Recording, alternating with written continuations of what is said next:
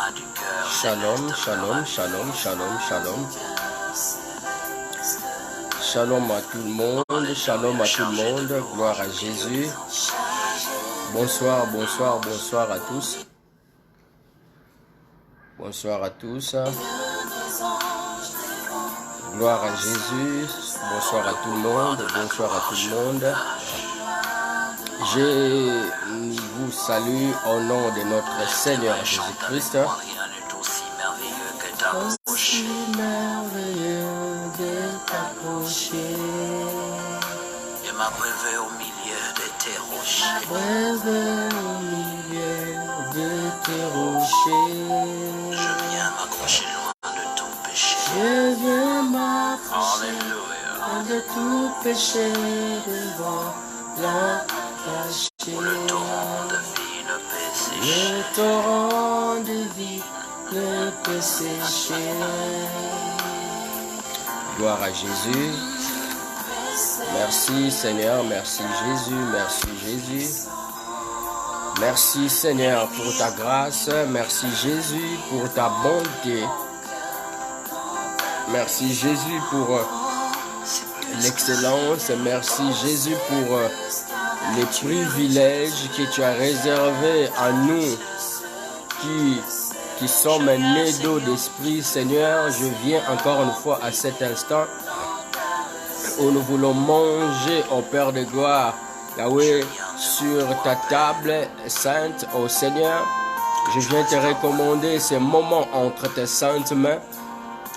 Cher Saint-Esprit, Yahweh, aide-moi à glorifier Jésus. Alléluia. La Bible dit que tu leur envoyais ta parole et ta parole les guérit. Alléluia. Laisse que ta parole puisse guérir quelqu'un. Yahweh, à cet instant, que ta parole puisse changer la vie, Yahweh, d'une personne. Car la Bible dit que l'homme ne vivra pas seulement du pain, mais il vivra de ta parole, Jésus. Ta parole est vraie, ô Seigneur. Ta parole, elle est vivante, ô Père de gloire. Merci, cher Saint-Esprit. Merci parce que tu nous as pas réservé au jugement, mais tu nous as réservé à ta gloire, ô Seigneur.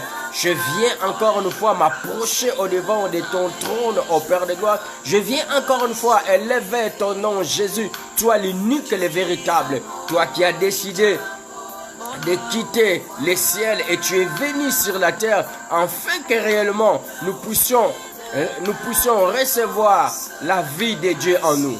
Tu es venu, tu t'es offert sur la croix, car la Bible dit, le châtiment qui nous donne la paix est tombé sur toi, ô Jésus. Merci. Quel privilège, ô Père de gloire, de te lever. Quel privilège, ô Seigneur, de reconnaître que nous sommes dans le vrai. Jésus le Sauveur, Jésus l'agneau de Dieu, Jésus, alléluia, le pain de vie. Jésus, oh, la gloire de Dieu manifestée, oh Seigneur. Merci Jésus, alléluia. Merci Seigneur, alléluia, alléluia. Gloire à toi. Dans le parvis du Dieu vivant, le soleil, oh Père de gloire, s'est élevé, oh Jésus. Tu nous as fait entrer dans les lieux très saints, oh Père de gloire. Par ta mort, et nous contemplons, ô Père de gloire, les bienfaits, ô Père de gloire, de la croix. Car tu as tracé les chemins que personne ne pouvait tracer. Je sens renaître en moi, encore une fois, une louange, ô Père de gloire. Qui vient dire, vive le roi. Vive celui qui a vaincu et celui qui revient bientôt. Merci Seigneur, car nous fleurissons devant de toi. Car tu nous arroses par la dose de ta parole, ô Jésus. Tu nous arroses et tu nous as qualifiés, ô Père de gloire, ô Jésus. Car la Bible dit, il n'y a point de condamnation pour ceux qui sont en Jésus, ô Père de gloire. Tous mes péchés ont été mis, Yahweh, sur ton compte, ô Père de gloire. Et toi, tu as satisfait la justice de Dieu. Tu m'as ramené auprès de Dieu, afin que je puisse célébrer, ô Père de gloire, afin que je puisse adorer, ô Père de gloire. Mes lèvres célèbrent le roi et n'oublie aucun de tes bienfaits. Oui, merci. Merci pour la vie de ma soeur. Seigneur Yahweh, merci pour tous ceux et celles, ô Père de gloire, qui vont nous suivre, Yahweh, à cet instant. Pour ceux qui vont nous suivre après, ô Père de gloire. Je pense encore une fois à Yahweh, aux médecins, aux infirmiers, à ceux qui combattent au Père de gloire cette pandémie au Père de gloire. Merci à eux. Courage à eux, Seigneur. Que ta main, Jésus, soit sur eux, Seigneur. Merci, la source de notre joie. Merci, Seigneur. Rempli de majesté, rempli de gloire, divin amour. En toi, nous avons toutes choses. Alléluia. Merci, Seigneur. Alléluia. Gloire à toi, Jésus. Que la gloire, la louange ne reviennent qu'à toi. Seigneur, ceci est ta parole. Tu es dans ta parole. Laisse que ta révélation soit sur nous, oh Jésus. Alléluia. Merci, cher Saint-Esprit. Car c'est le temps où l'Église doit ramener, doit préparer les vierges sages au Père de gloire à la rencontre de l'époux. Alléluia. Merci, Jésus. Gloire à toi, le parfait des dieux. Merci, Jésus. Alléluia.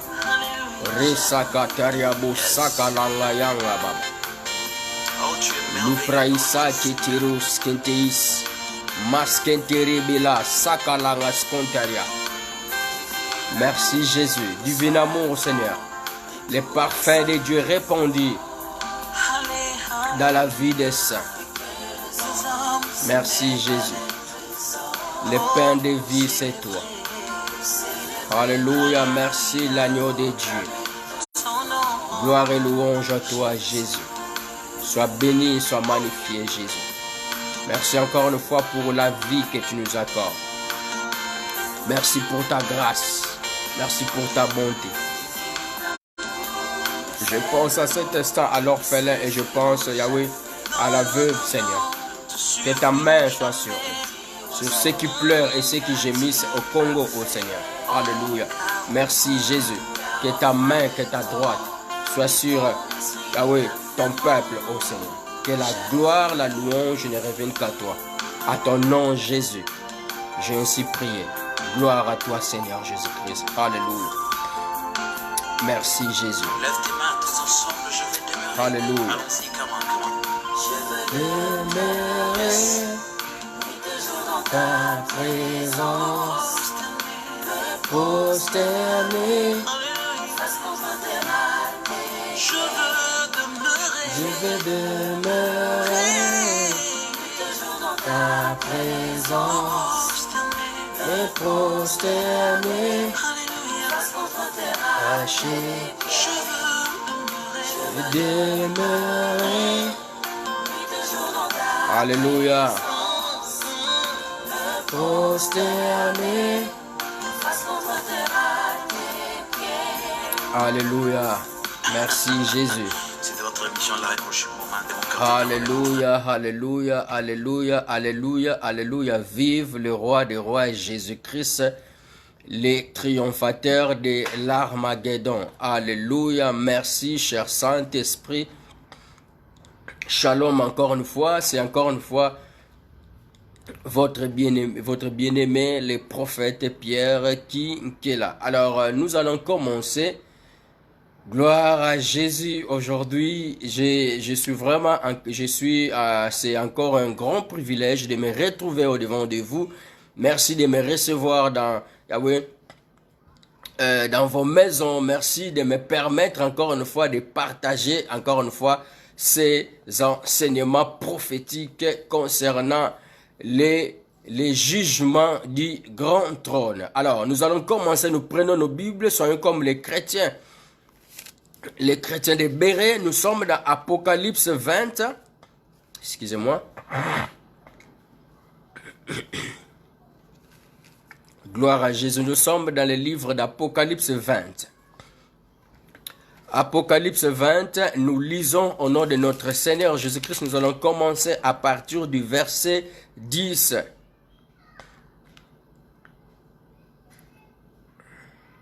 Nous commençons à partir du verset 7 pour bien nous donner le contexte. Alléluia. Gloire à Jésus. Alors, je pense qu'il y a les sons. Je pense que vous me recevez très très bien. Gloire à Jésus. Alors, nous commençons Apocalypse 20, verset 7. quand les 1000 ans seront accomplis, Satan sera relâché de sa prison. Et il sortira pour séduire les nations qui sont aux 4 coins de la terre, Gog et Magog, afin de les rassembler pour la guerre. Leur nombre est comme les sables de la mer. Ils montèrent à la surface de la terre et ils investirent les camps des saints et la ville bien-aimée. Mais un feu descendit du ciel et les dévora. 10. Et les diables qui les séduisaient furent jetés dans les tonneaux de feu et de soufre où sont la bête et les faux prophètes. Ils seront tourmentés jour et nuit au siècle des siècles. Verset 11. Puis je vis un grand trône blanc et celui qui était assis dessus. La terre et les ciels s'enfuirent devant sa face et il ne fut plus trouvé de place pour eux. Et je vis les morts, les grands et les petits, et qui se tenaient devant le trône. Des livres furent ouverts. Et un autre livre fut ouvert, celui qui est le livre de vie. Et les morts furent jugés selon leurs œuvres, d'après ce qui était écrit dans ces livres. La mer rendit les morts qui étaient en elle, la mort et les séjours de mort rendirent les morts qui étaient en eux. Et chacun fut jugé selon ses œuvres. Puis, la mort et les séjours de mort furent jetés dans les temps de feu. C'est la seconde mort, les temps de feu. Quiconque ne fut pas trouvé écrit dans les livres de vie fut jeté dans les temps de feu. Gloire à Jésus. Alors nous tournons nos Bibles, nous continuons de lire, nous sommes pendant les enseignements, nous lisons beaucoup. Nous sommes dans le livre de Genèse 9. Genèse 9, verset 5. Sachez-le aussi, je redemanderai les sangs de vos âmes, je les redemanderai à tout animal et je redemanderai l'âme de l'homme à l'homme, l'âme de l'homme à l'homme qui est son frère. Nous tournons nos Bibles dans le livre d'Ézéchiel, Ézéchiel 18.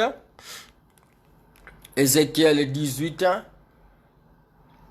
verset, nous commençons à lire à partir du verset 20 jusqu'au verset 23. Nous lisons dans le nom de notre Seigneur Jésus-Christ. L'âme qui pêche, donc ici, c'est parmi les versets clés que nous allons utiliser pour notre enseignement. L'âme qui pêche est celle qui mourra. Le fils ne portera pas l'iniquité de son père et le père ne portera pas l'iniquité de son fils.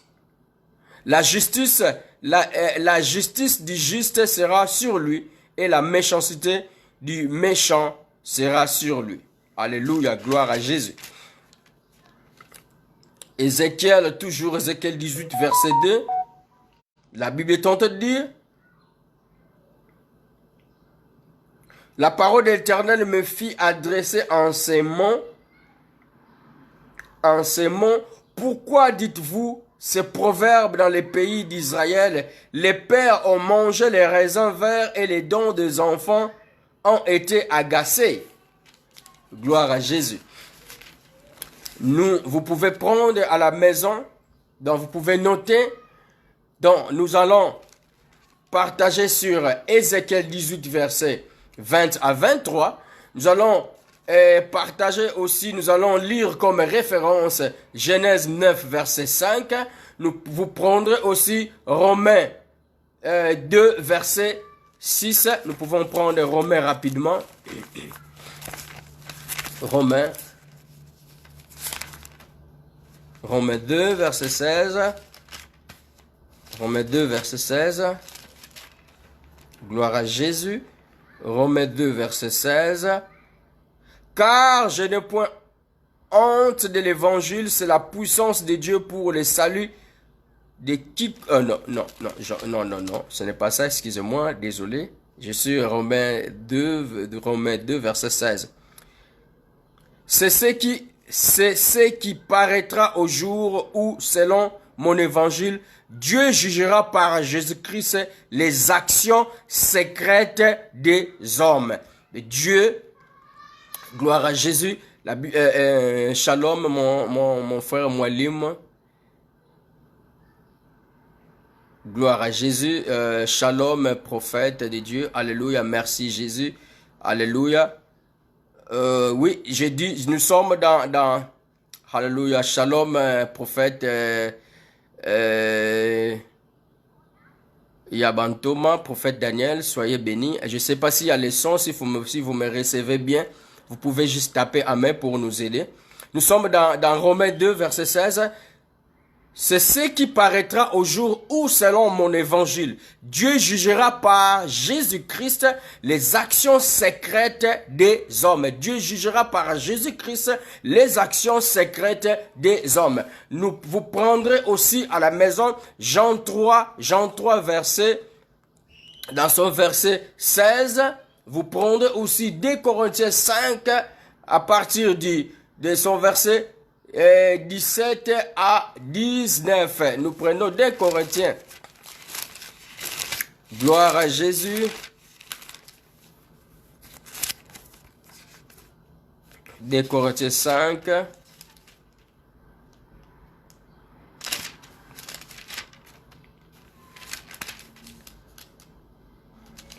Si quelqu'un est en Christ, il est une nouvelle création. Je suis dans la version amplifiée avec les commentaires de Dr. Scofield. Alléluia. Si quelqu'un est en Christ, il est une nouvelle création. Les choses anciennes sont passées, voici toutes les choses sont devenues nouvelles. Gloire à Jésus. Nous sommes, et vous allez finir dans Jean 3,16. Jean 3,16 que tout le monde connaît. Nous pouvons les réciter ensemble. Car Dieu a tant aimé le monde qu'il a donné son Fils unique, afin que quiconque croit en lui ne périsse point, mais qu'il ait la vie éternelle. Gloire à Jésus. Alors, aujourd'hui, notre thème, nous sommes toujours dans les 70 semaines de Daniel. Je vais faire une brève récapitulation. Vraiment, nous avons commencé de parler sur les enseignements eschatologiques ou les enseignements prophétiques. Alléluia. Alors, nous avons commencé par la grâce de Dieu de parler d'abord dans les livres de Daniel. Nous avons commencé à parler dans les livres de Daniel concernant Daniel 2 et Daniel 7. Concernant nous avons essayé d'interpréter les rêves de Nabucodonosor. Après, nous avons continué dans les livres de Daniel, nous avions parlé concernant les festins de Belthazar. Alléluia. Où nous avons donné comme thème de qui témoignes-tu. Alléluia. Nous avons compris que les mystères Daniel 5, où il est parlé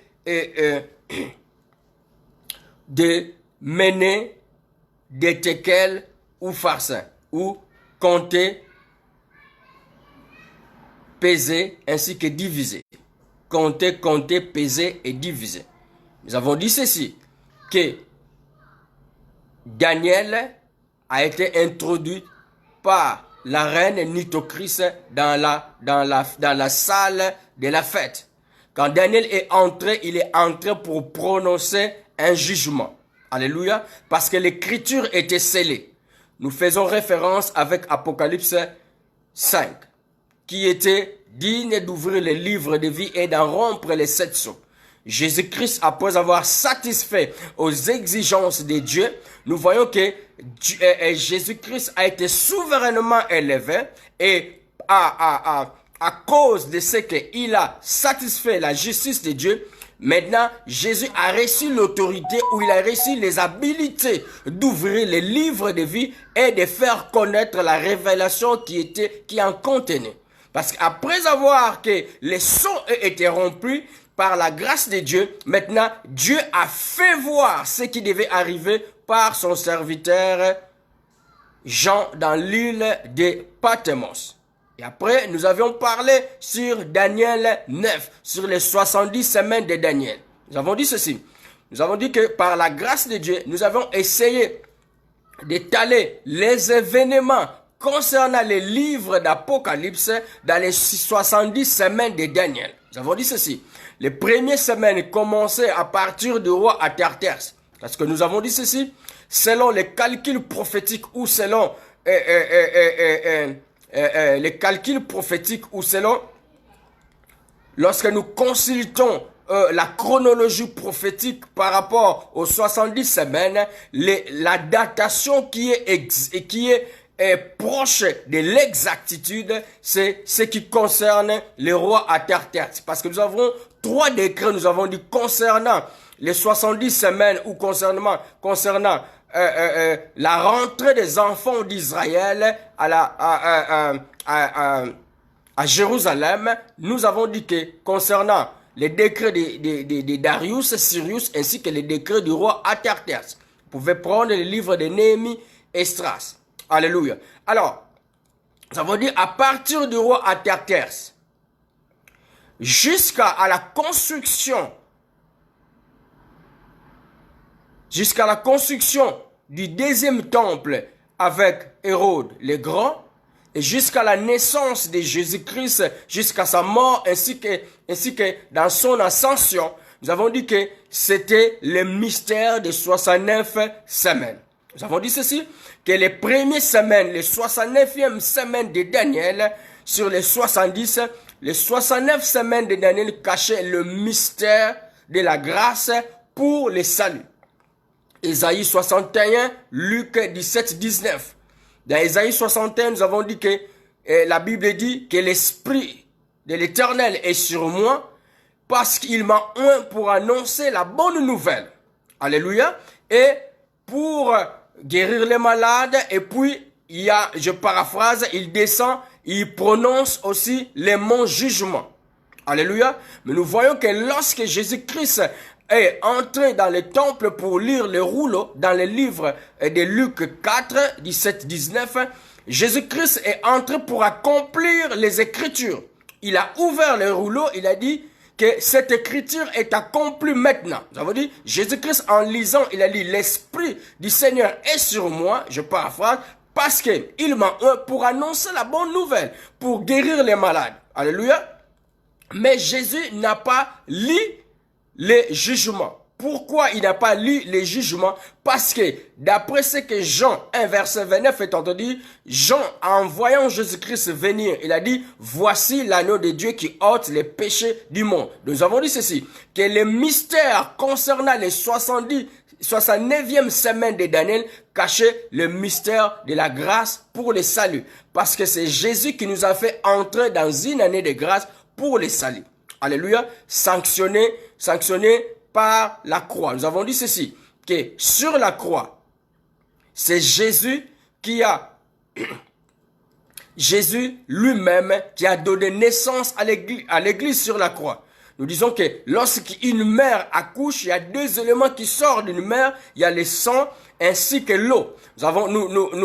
Nous comprenons directement que lorsque le sang ont été sortis sur la côte percée de Jésus-Christ, il y a eu le sang ainsi que l'eau. Les 2 éléments, les 2 principaux éléments lorsqu'une femme donne naissance. Nous voyons aussi que dans le jardin d'Éden, pour que Dieu puisse créer Ève, la Bible dit, Dieu a fait tomber, il a fait tomber ou il a ensommeillé Adam.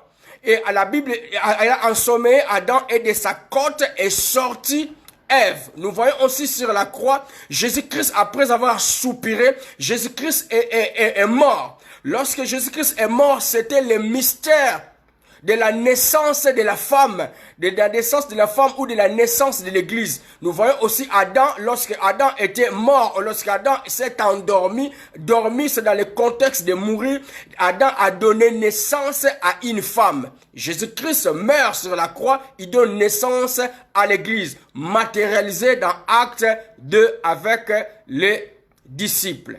Gloire à Jésus. Donc, les 69e semaine de Daniel nous montre les mystères de la grâce pour les saluts. Parce que nous avons dit ceci, que Dieu ne peut pas sauver en dehors de la croix. La croix, c'est le mystère du salut. C'est là où toutes choses ont été accomplies.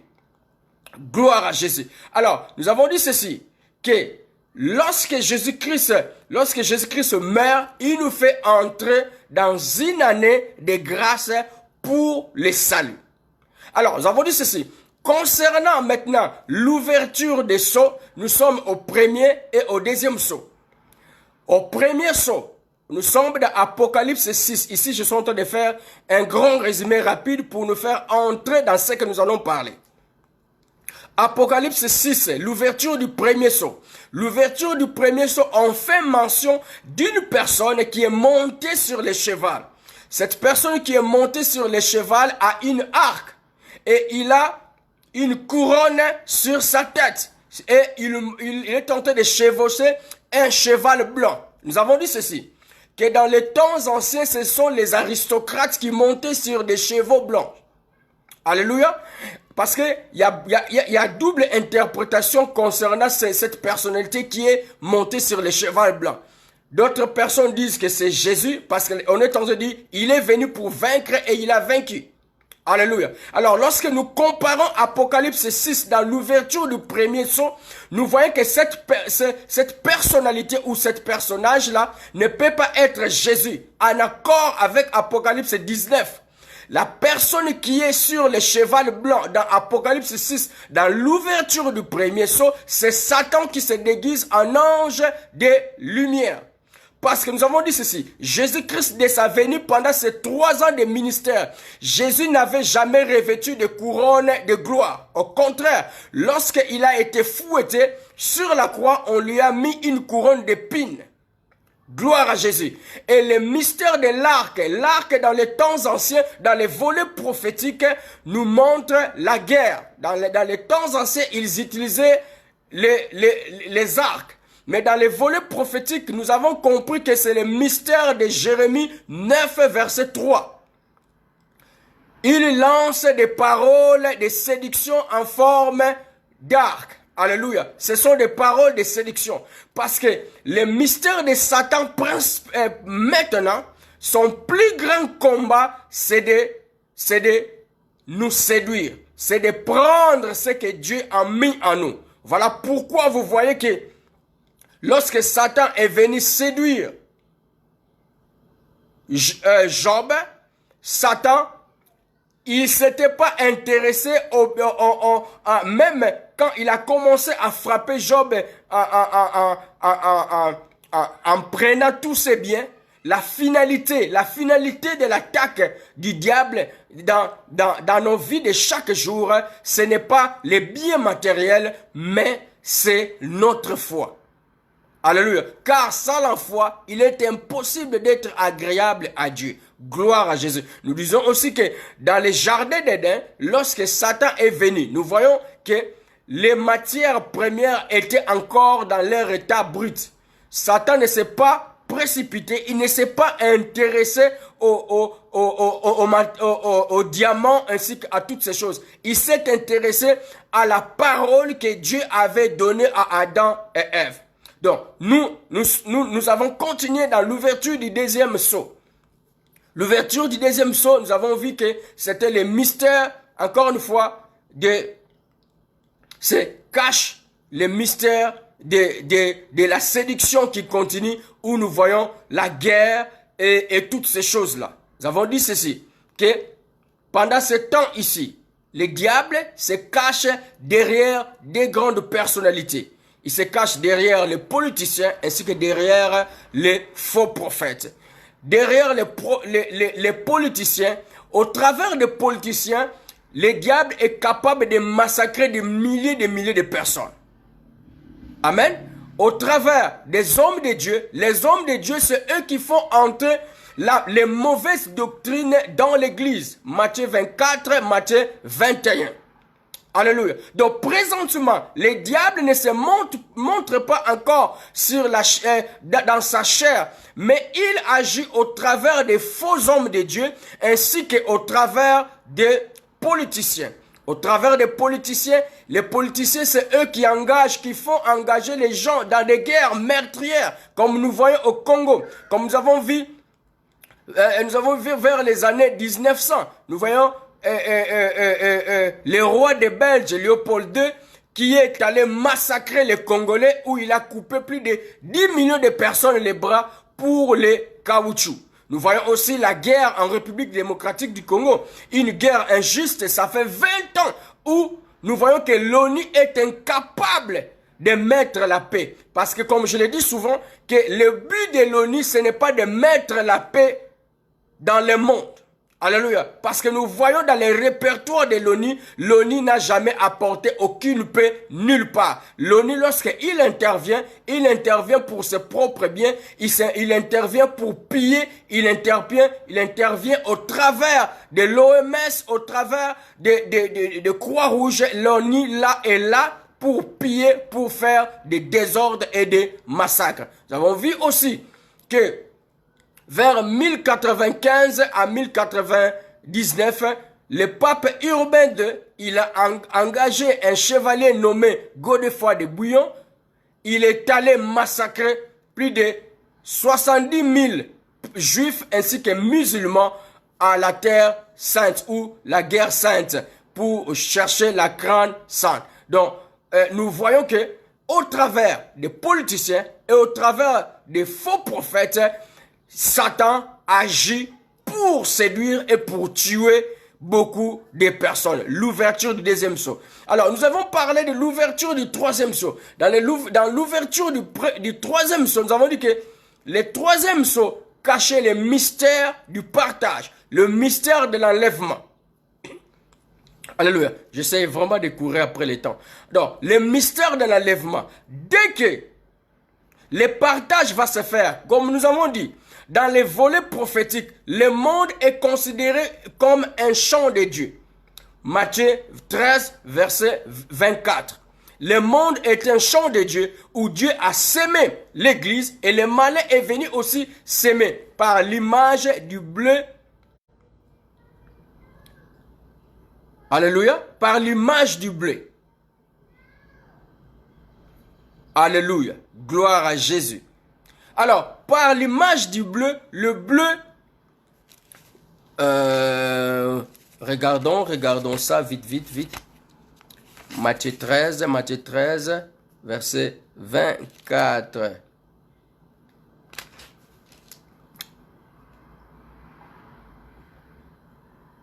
Verset 25. Gloire à Jésus. Alors, nous voyons deux grandes images. Nous avons les blés ainsi que l'ivraie. Alléluia. Donc, dans les champs de Dieu. Alors, Dieu, c'est lui qui va décider les temps de la moisson. Dieu va décider comme au temps d'Israël dans Lévitique 13, 14, 15. La Bible est tentée de dire que au temps de moisson, ce qui se faisait par rapport au mystère de l'enlèvement, c'est qu'il y avait les blés qui étaient morts au temps de la moisson, les souverains sacrificateurs, dont les gens allaient dans les champs, ils accueillaient les blés. Dans leur cueillette ou dans leur moisson, ils prenaient les blés qui étaient déjà tombés par les vents et ils enlevaient aussi qui étaient attachés. C'est le mystère de 1 Thessaloniciens 4, à partir du verset 13-14 jusqu'à vous descendez. Les morts en Christ ainsi que les vivants. Les blés qui étaient tombés, c'est le mystère de mort en Christ. Les blés qui étaient attachés, c'est le mystère des vivants. Les deux catégories qui seront enlevées. On a porté les blés au souverain sacrificateur. Les souverains sacrificateurs entraient avec le bleu dans la présence de Dieu. Ils secouaient cela de gauche et à droite. C'est Dieu qui a prouvé les temps du récolte. De la même manière, la Bible tente de dire qu'au son de la trompette, c'est Dieu qui va ordonner que la trompette puisse être sonnée. Gloire à Jésus. Alors, lorsque l'Église est enlevée par le mystère de Genèse 24, aussi nous avons parlé de Rebecca, à qui Abraham avait envoyé son serviteur pour aller chercher une femme pour Isaac. La Bible dit quand il est allé, quand il a donné la dot, la femme devait rester pendant 10 jours. Nous avons compris dans les volets prophétiques que les 10 jours marquaient le mystère de la grâce, du temps où nous sommes. Le temps de la grâce, le temps apostolique, c'est le temps de la grâce. Pour préparer l'Église à la rencontre de l'époux, de la même manière que les serviteurs d'Isaac, les serviteurs d'Abraham plutôt, qui est l'image du Saint-Esprit, a pris la femme et a amené la femme à Isaac. Alléluia. Nous avons dit que nous allons monter, nous allons rencontrer, parce qu'il est dit que nous rencontrerons Jésus-Christ dans les airs. Dans les airs, c'est le mystère du deuxième cieux. Gloire à Jésus. Donc dès que l'Église entre, dès que l'Église est enlevée, nous entrons automatiquement, le monde sera, il y aura un chaos. La Bible dit que lorsque le monde dira paix et paix, comme vers 1950, lorsqu'après la Deuxième Guerre mondiale, il fallait instaurer une paix. Alors, lorsque l'enlèvement va intervenir, il y aura des chaos partout. Parce qu'il y aura des accidents, il y aura toutes ces choses-là qui vont se faire. L'enlèvement est un temps de joie pour nous qui sommes sauvés, mais ça sera un temps de grincement des dents pour ceux qui vont rester. Parce que tout sera chaotique. Et maintenant, il y aura une personnalité, nous sommes dans l'Apocalypse 13. Il y aura une personnalité qui sera élue à l'image du secrétaire d'État, celui qu'on appelle l'Antichrist. Beaucoup de présidents parlent de l'homme fort. L'homme fort, c'est lui qui sera l'homme fort dans ce temps-là. Il va régner avec toute méchanceté pour finalité de préparer la venue du grand dragon Satan lui-même. Lui qui va régner et qui sera comme tué. Ici, j'essaie vraiment de résumer. Alors, il sera comme tué, il ne mourra pas. Pour récompenser, il y aura une statue qui sera établie à son honneur pour que les gens puissent adorer cette statue-là. Ici, nous sommes maintenant dans les 7 semaines qui restent, dans les 70 semaines de Daniel ou les 7 dernières semaines, divisées en 2 parties. Un temps, 2 temps et la moitié d'un temps. 1260 jours ou 42 mois. Ou 3 ans et demi. Dans les premiers 3 ans et demi, la manifestation de l'Antichrist, avec la marque de la bête 666, la fuite d'Israël dans le désert. Gloire à Jésus. Et nous verrons aussi que Satan va massacrer beaucoup de gens. Nous sommes dans Apocalypse 6, verset 9. Le mystère des âmes qui sont sous l'autel, qui vont crier vengeance. Israël vont se rendre compte que l'Antichrist n'était pas le Messie qu'ils attendaient. Alléluia. Ils vont refuser d'adorer l'Antichrist. Parce que la Bible dit dans Daniel 9, verset 24 jusqu'à 27, que les Juifs feront une solide alliance pendant une semaine. Ils feront une solide alliance avec la personnalité qu'ils croyaient c'était le Messie. Gloire à Jésus. Ils vont se rendre compte que Exode 20 a été violé par Satan. Satan sera furieux, il va essayer de tuer beaucoup de gens parce que dans ce temps-là, personne ne pourra acheter, personne ne pourra manger si ce n'est que ceux qui auront la marque de la bête. Alors, Israël vont fuir. Ils vont fuir. Les mystères de Apocalypse 12 va s'accomplir. Ils vont fuir. Quand ils vont commencer à fuir, la Bible dit qu'on est tenté d'utiliser le langage de l'eau. Satan va essayer d'envoyer son troupeau pour poursuivre Israël. Gloire à Jésus. Alors, ici, nous faisons rapidement un résumé pour nous mettre dans le contexte de ce que nous allons aborder aujourd'hui. Israël va fuir. Nous sommes dans Apocalypse 12, verset 14. Et les deux ailes du grand aigle furent données à la femme afin qu'elle s'envole au désert. La femme ici dont on parle, c'est Israël. Dans les déserts, vers son lieu où elle est nourrie 1 temps, 2 temps et la moitié d'un temps. Nous avons dit que c'est 1260 jours ou 3 ans et demi ou 42 mois. Donc pendant 3 ans et demi, comme Moïse ainsi que Aaron étaient tentés de diriger Israël, de la même manière aussi, ici, c'est les deux prophètes qui vont diriger, qui vont faire fuir Israël dans le désert. La Bible dit, 1 temps et une moitié de temps, de la face du serpent. Le serpent, c'est Satan. Et de sa gueule, le serpent lançant de l'eau. Les serpents qui lancent de l'eau ici dont on est parlé, je reprends bien, Apocalypse 12, verset 15, de l'eau qui est lancée ici comme un fleuve derrière la femme afin de l'entraîner par le fleuve. Ici, de l'eau qu'on est en train de parler ici, ce n'est pas l'eau, ce n'est pas le fleuve ou la parole. L'eau ici, c'est les soldats, les troupes du Satan qu'il va envoyer, comme Pharaon avait envoyé son troupe pour rattraper Israël. C'est dans ce contexte-là. Alors, Satan, la Bible est en train de dire, les dragons, mais la terre secourit la femme et elle ouvrit sa bouche et engloutit le fleuve que les dragons avaient lancé de sa gueule. Oui. Quand il va envoyer son troupeau pour essayer de rattraper Israël, il ne pourra pas.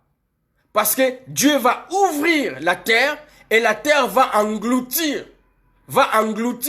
les armées de Satan seront englouties par la terre comme la mer avait englouti l'armée de Pharaon.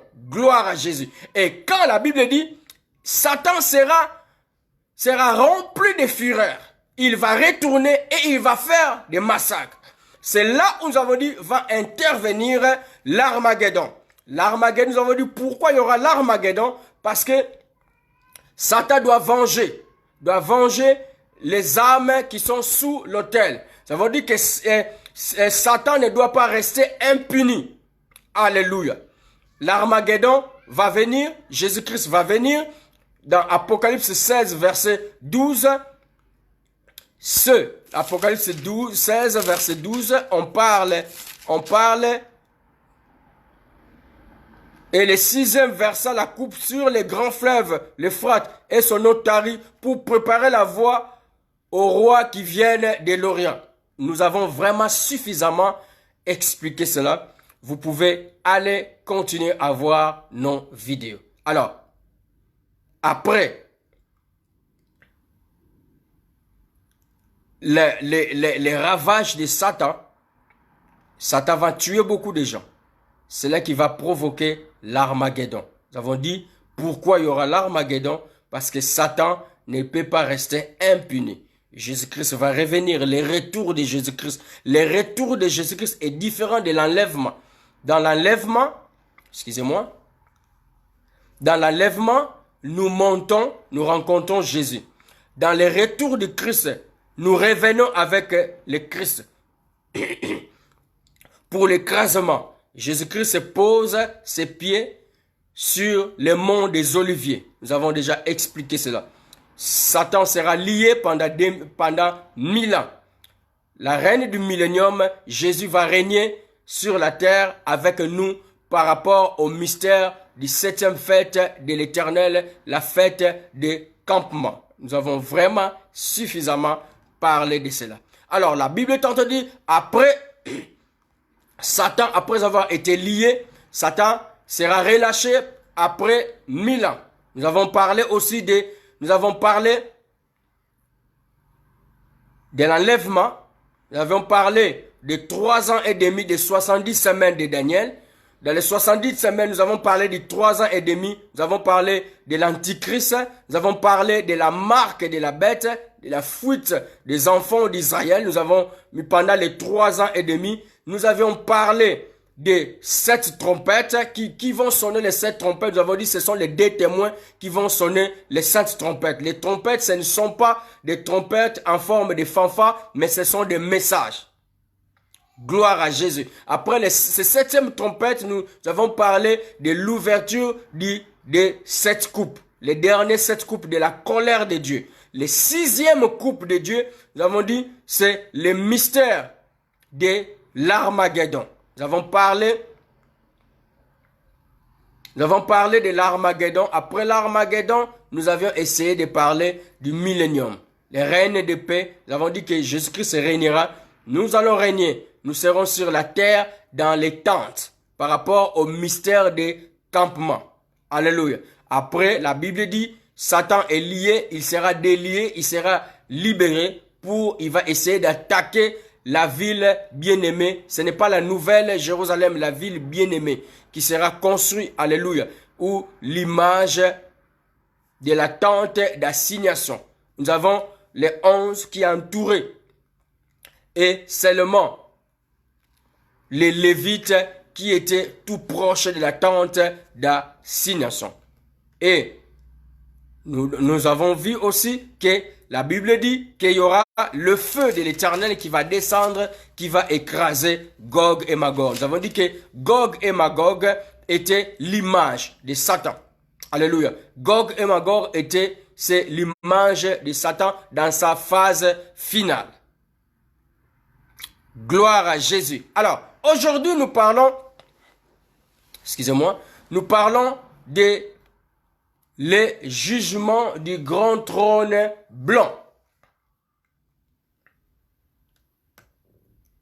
Alors, je vais vraiment essayer de résumer ces messages concernant les jugements du grand trône blanc. Alléluia. Par la grâce de Dieu, on est en train de préparer un livre concernant les grands thèmes du livre de l'Apocalypse sur l'eschatologie. Donc, nous allons donner plus de détails concernant tous ces enseignements qu'on est en train de parler. Mais ici, nous essayons vraiment seulement de résumer pour faute de temps. Gloire à Jésus. Alors, nous avions donné des versets. Alors, la première des choses que nous devons comprendre par rapport au jugement du grand trône blanc.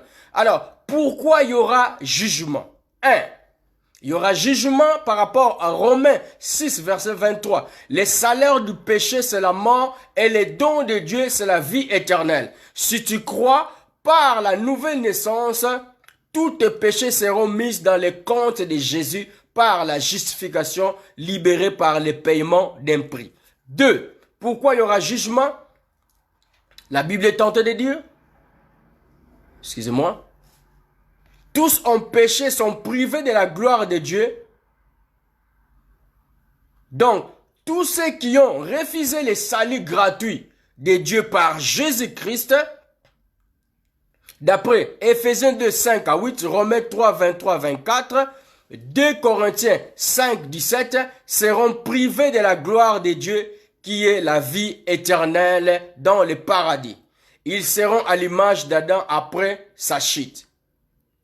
3.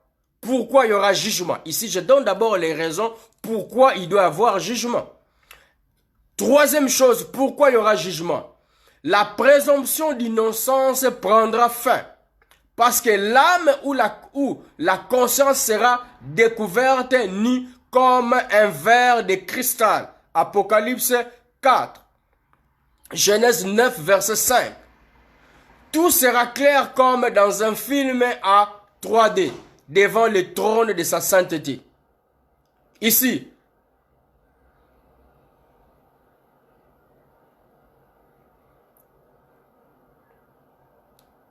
avant un jugement, avant tout jugement, tout criminel est considéré innocent jusqu'à preuve de contraire. Voilà pourquoi nous voyons aujourd'hui que tous les gens, toute personne, jusqu'aux preuves du contraire, puisqu'il n'y a pas encore une sentence finale.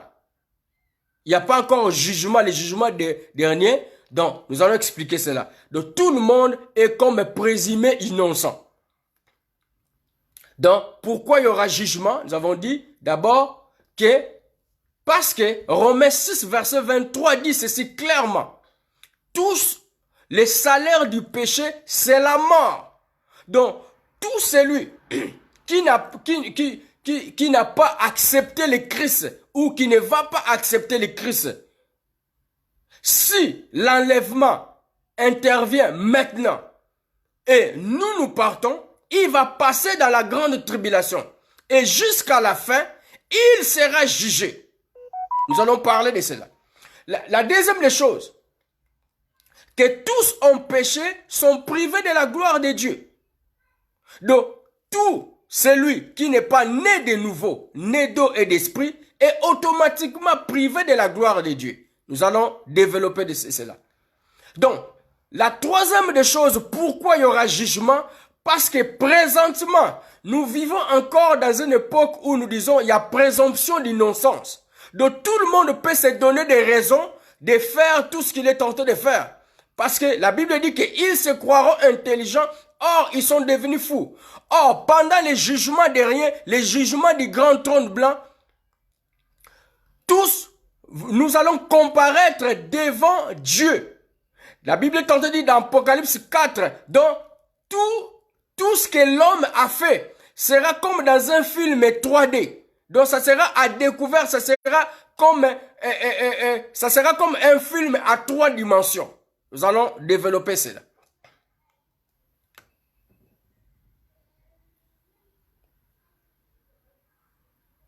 Alors, vous pouvez lire Galates 6, verset 7, Job 15, verset 31.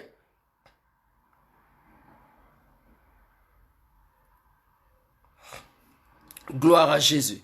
Notez bien, l'homme sans Jésus-Christ est une âme vivante, mais l'homme régénéré est un esprit. 1 Corinthiens 6, 17. Alors ici, nous allons d'abord comprendre les mystères de l'âme. Qu'est-ce qui se passe? Nous sommes dans Genèse 2, verset 7. Genèse 2, verset 7. Nous allons lire ça. Oh my God. Excusez-moi, je pense que ma mouchoir est tombée. Jésus. Gloire à Jésus. Nous sommes dans Genèse 2. Genèse 2, verset 7. Genèse 2, verset 7. Nous devons d'abord comprendre ce qui se passe dès le commencement. Genèse 2, verset 7.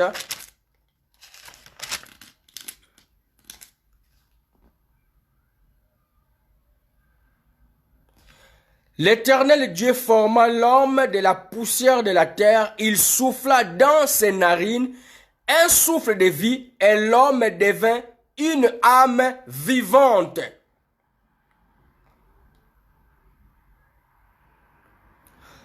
Qu'est-ce que nous devons d'abord comprendre ici? Nous avons dit ceci. Au début, 3 choses. Nous avons mentionné 3 choses. Pourquoi il y aura jugement? 1. Il y aura jugement parce que Romains 6, verset 23. Le salaire du péché, c'est la mort. Amen. Deuxième des choses. La présomption d'innocence prendra sa fin. Ça veut dire que tout criminel, avant qu'il soit jugé, il est considéré comme innocent. Donc, au temps de la grâce, les gens, tous qui n'ont pas encore accepté Jésus-Christ, ils vivent, ils bénéficient automatiquement de la grâce de Dieu. Parce que la colère de Dieu est calmée à cause de la croix. Amen. Alors, nous disons ceci. Genèse 2, verset 7. L'Éternel Dieu forma l'homme de la poussière de la terre. Il souffla dans ses narines un souffle de vie. Et l'homme devint une âme vivante.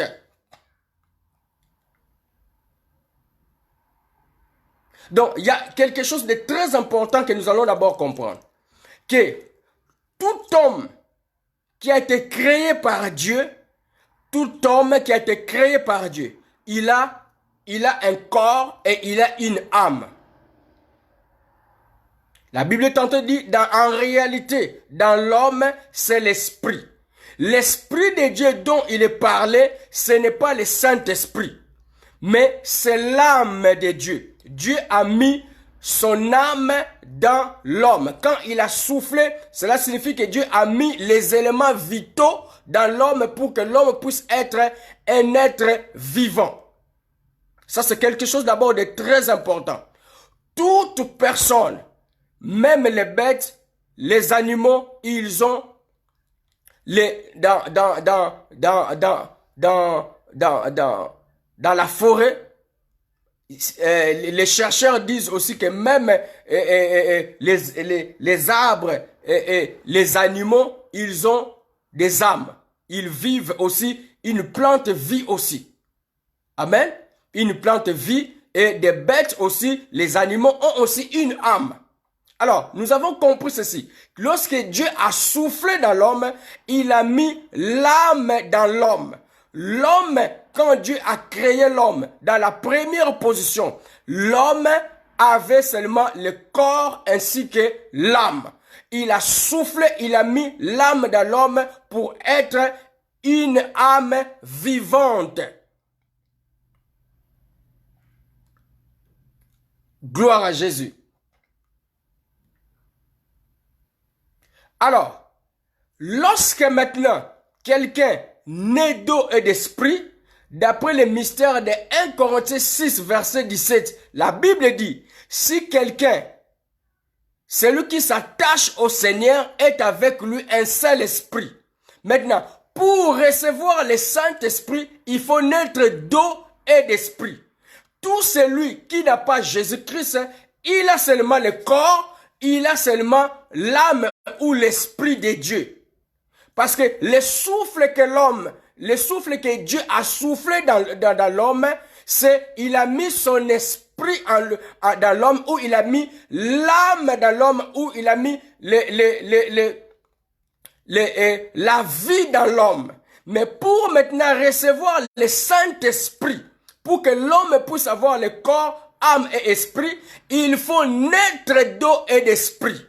Mais l'homme qui n'est pas régénéré, l'homme qui n'est pas né d'eau et d'esprit, il a seulement, tout homme, il a un corps et il a une âme. Mais pour maintenant que le Saint-Esprit puisse habiter dans toi, il faut naître d'eau et d'esprit. Gloire à Jésus.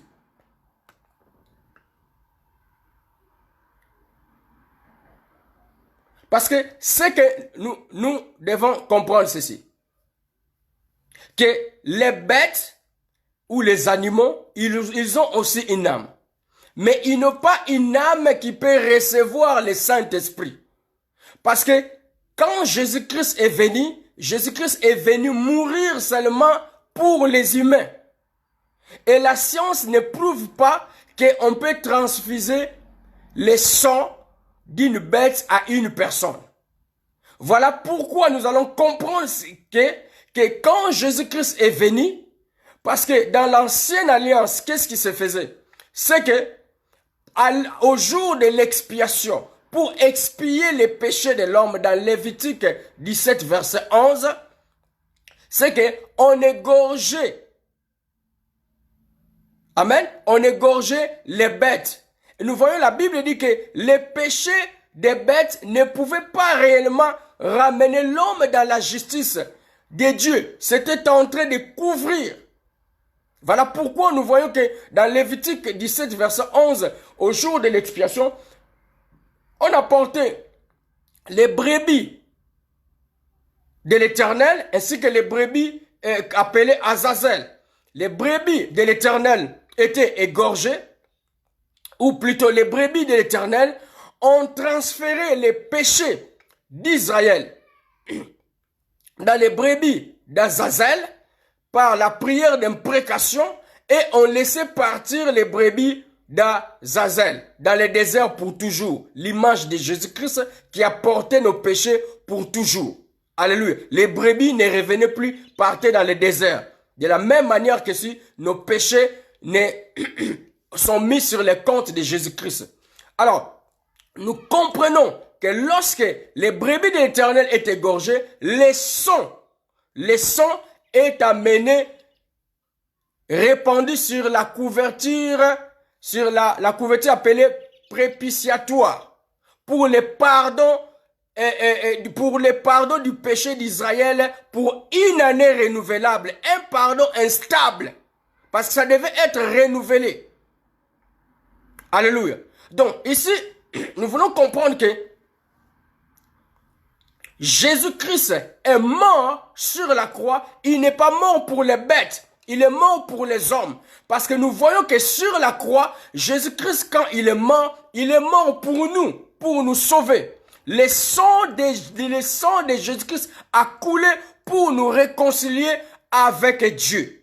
Alors, voilà pourquoi je dis ceci. Avant la nouvelle naissance, l'homme a seulement l'âme ainsi que le corps. Mais il reçoit le Saint-Esprit vient dans l'homme lorsqu'il reçoit le Seigneur, lorsqu'il est né de nouveau. Dans 1 Corinthiens 5, verset 17.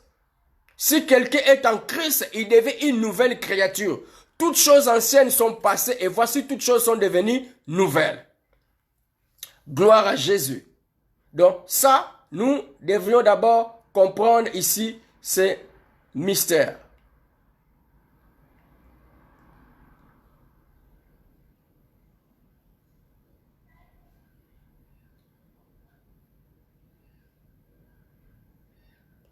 Gloire à Jésus.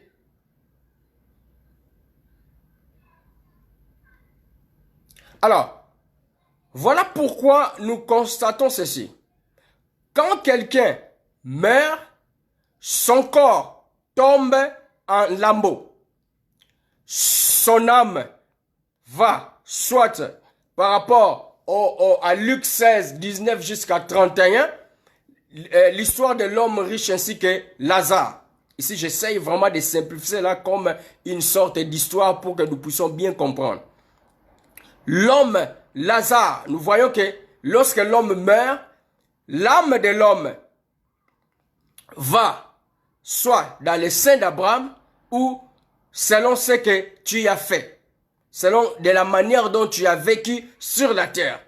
Alors, nous voyons que les riches étaient dans les séjours de mort, dans les tourments, et Lazare était dans les seins d'Abraham.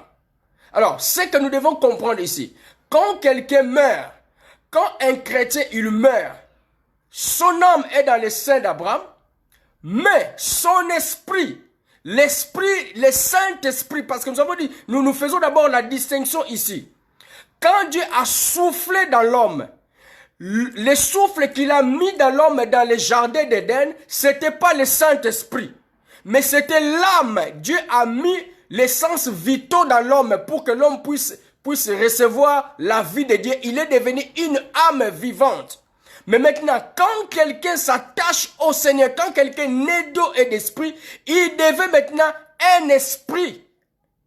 Celui qui s'attache au Seigneur est avec lui un seul esprit.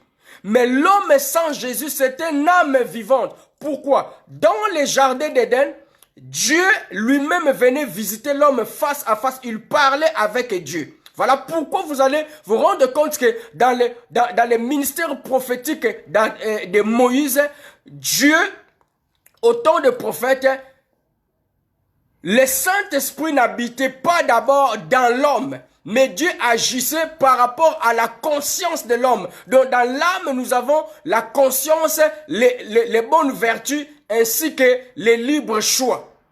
Voilà pourquoi vous voyez que dans le jardin d'Éden, il y avait l'arbre de la vie, ainsi que l'arbre de la mort. Dieu a mis une conscience dans l'homme pour que l'homme puisse faire les choix. Voilà pourquoi nous voyons aujourd'hui que les gens ont le choix de prier et de ne pas prier. Parce que pourquoi? Parce qu'ils ont l'âme, mais ils n'ont pas le Saint-Esprit. Quand quelqu'un meurt, l'âme va soit dans le sein d'Abraham, ou bien l'âme va dans le séjour des morts.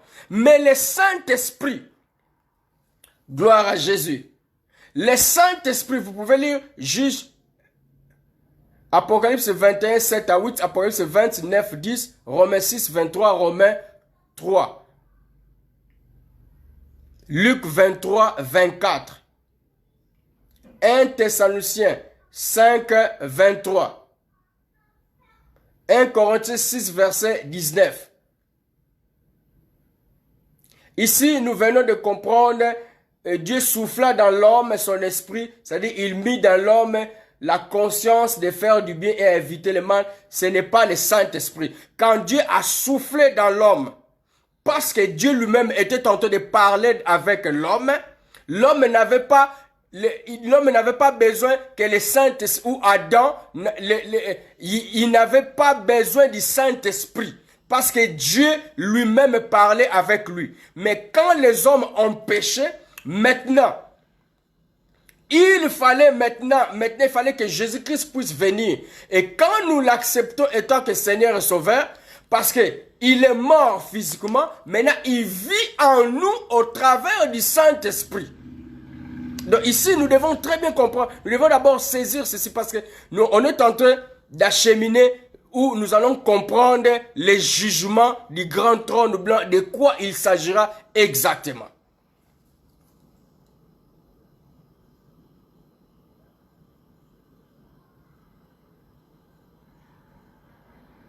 Gloire à Jésus. Donc, alors, nous venons de lire, alors, le mystère, nous allons comprendre encore une fois, nous continuons maintenant de comprendre le mystère de l'âme. Nous avons dit ceci. Dans Ézéchiel 18, verset 23, 20 à 23, Genèse 9, verset 5.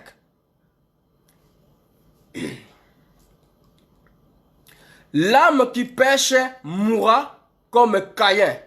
Ici, le mystère du salut, le jugement du grand trône. Le salut est individuel, le même que le jugement sera individuel. Donc, le jugement est celle de l'âme.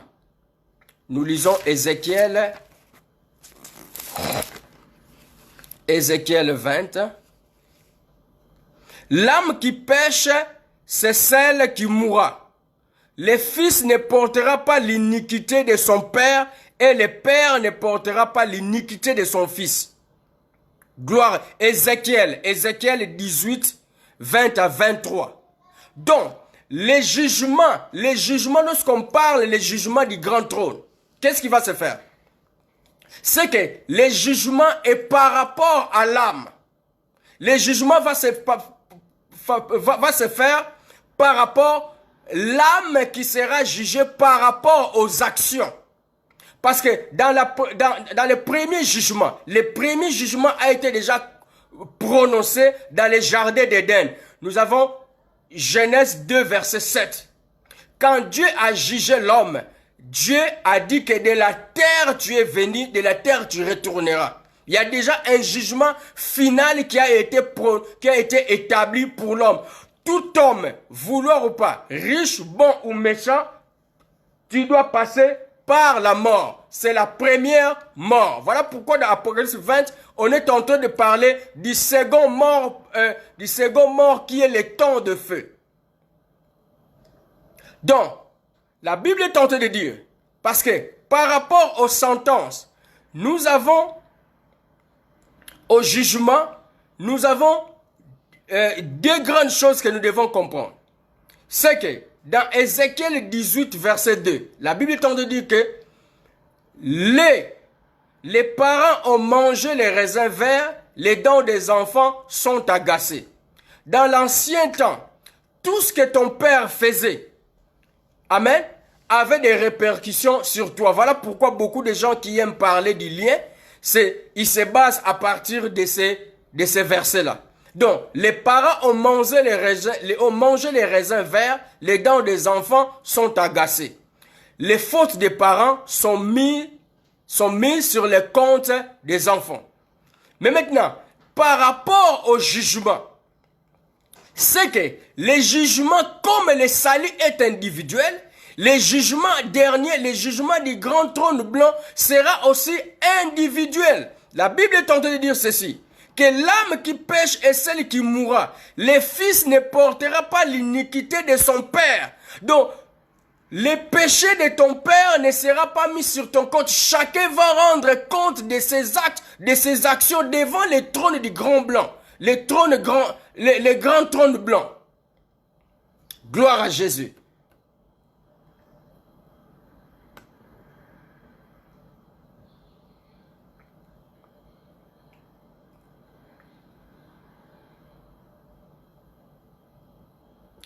Alors, 1 Thessaloniciens 5, verset 23. Donc, nous avons dit ceci, que les jugements, c'est un jugement individuel. Le jugement sera individuel, ne sera pas collectif. Gloire à Jésus. Alors, nous avons dit ceci. Quand quelqu'un meurt, le Saint-Esprit ne meurt pas. Par rapport au mystère de la résurrection, par rapport au mystère de la croix, Jésus-Christ, parmi les 7 dernières paroles qu'il a prononcées sur la croix, il a dit, Père, je remets mon esprit entre tes mains. Quand quelqu'un meurt, un enfant de Dieu, il meurt. Il ne meurt pas avec, le Saint-Esprit ne meurt pas avec lui. L'âme va dans les séjours, va dans les seins d'Abraham, parce que l'âme doit attendre, il doit attendre la résurrection par rapport au mystère d'Ézéchiel 37. Gloire à Jésus. Alors, quand quelqu'un meurt, le corps tombe en pourriture, le corps est déjà jugé, il a déjà une sentence qui a déjà été prononcée, le corps doit mourir. Et voilà pourquoi nous voyons que dans Galates 5, vous descendez verset 17, que les désirs de la chair sont toujours contraires à ceux de l'esprit. Amen. Donc, quelqu'un qui n'a pas encore reçu Jésus-Christ étant que son Seigneur et Sauveur, il a une âme et il a un corps. Parce que Dieu a soufflé, cet homme-là, c'est une âme vivante. C'est une âme qui est vivante. Mais pour recevoir le Saint-Esprit, voilà pourquoi Nicodème n'était pas en train, il était très difficile pour lui de comprendre ce que Jésus-Christ était en train de dire. Il faut que tu naisses d'eau et d'esprit pour recevoir le Saint-Esprit. Il était en train de lui faire parler de la nouvelle naissance. Pour que maintenant qu'il puisse avoir le Saint-Esprit en lui, il faut naître d'eau et d'esprit. Pour participer aussi dans le royaume, pour faire partie du royaume, il faut naître d'eau et d'esprit. Parce que le corps et la chair ne pourra pas hériter du royaume de Dieu. Parce que lors de l'enlèvement, il y a un mystère qui va se faire. Lorsque les morts seront ressuscités, les vivants nous monteront. C'est que les morts, lorsqu'ils vont ressusciter, nous n'aurons pas, dans l'enlèvement, nous n'aurons pas un autre esprit, un autre Saint-Esprit. C'est le même esprit. C'est que, comme j'avais dit, quand Jésus-Christ était mort, Dieu a remis encore le Saint-Esprit dans Jésus-Christ. Parce que c'est au travers du Saint-Esprit que nous pouvons seulement vaincre la gravité. Et Dieu lui a donné un corps glorieux. Lorsque les morts en Christ vont ressusciter, ils auront déjà un corps glorieux avec le Saint-Esprit. Par rapport au mystère de la résurrection de Jésus-Christ. Amen. Mais ceux qui n'ont pas le Christ, ils ont l'âme ainsi que le corps. Ils ont une bonne conscience. Voilà pourquoi vous voyez les bouddhistes, ils sont focalisés sur l'âme. Ils traitent très bien leur âme. Ils méditent pour avoir de bonnes vertus. Alléluia.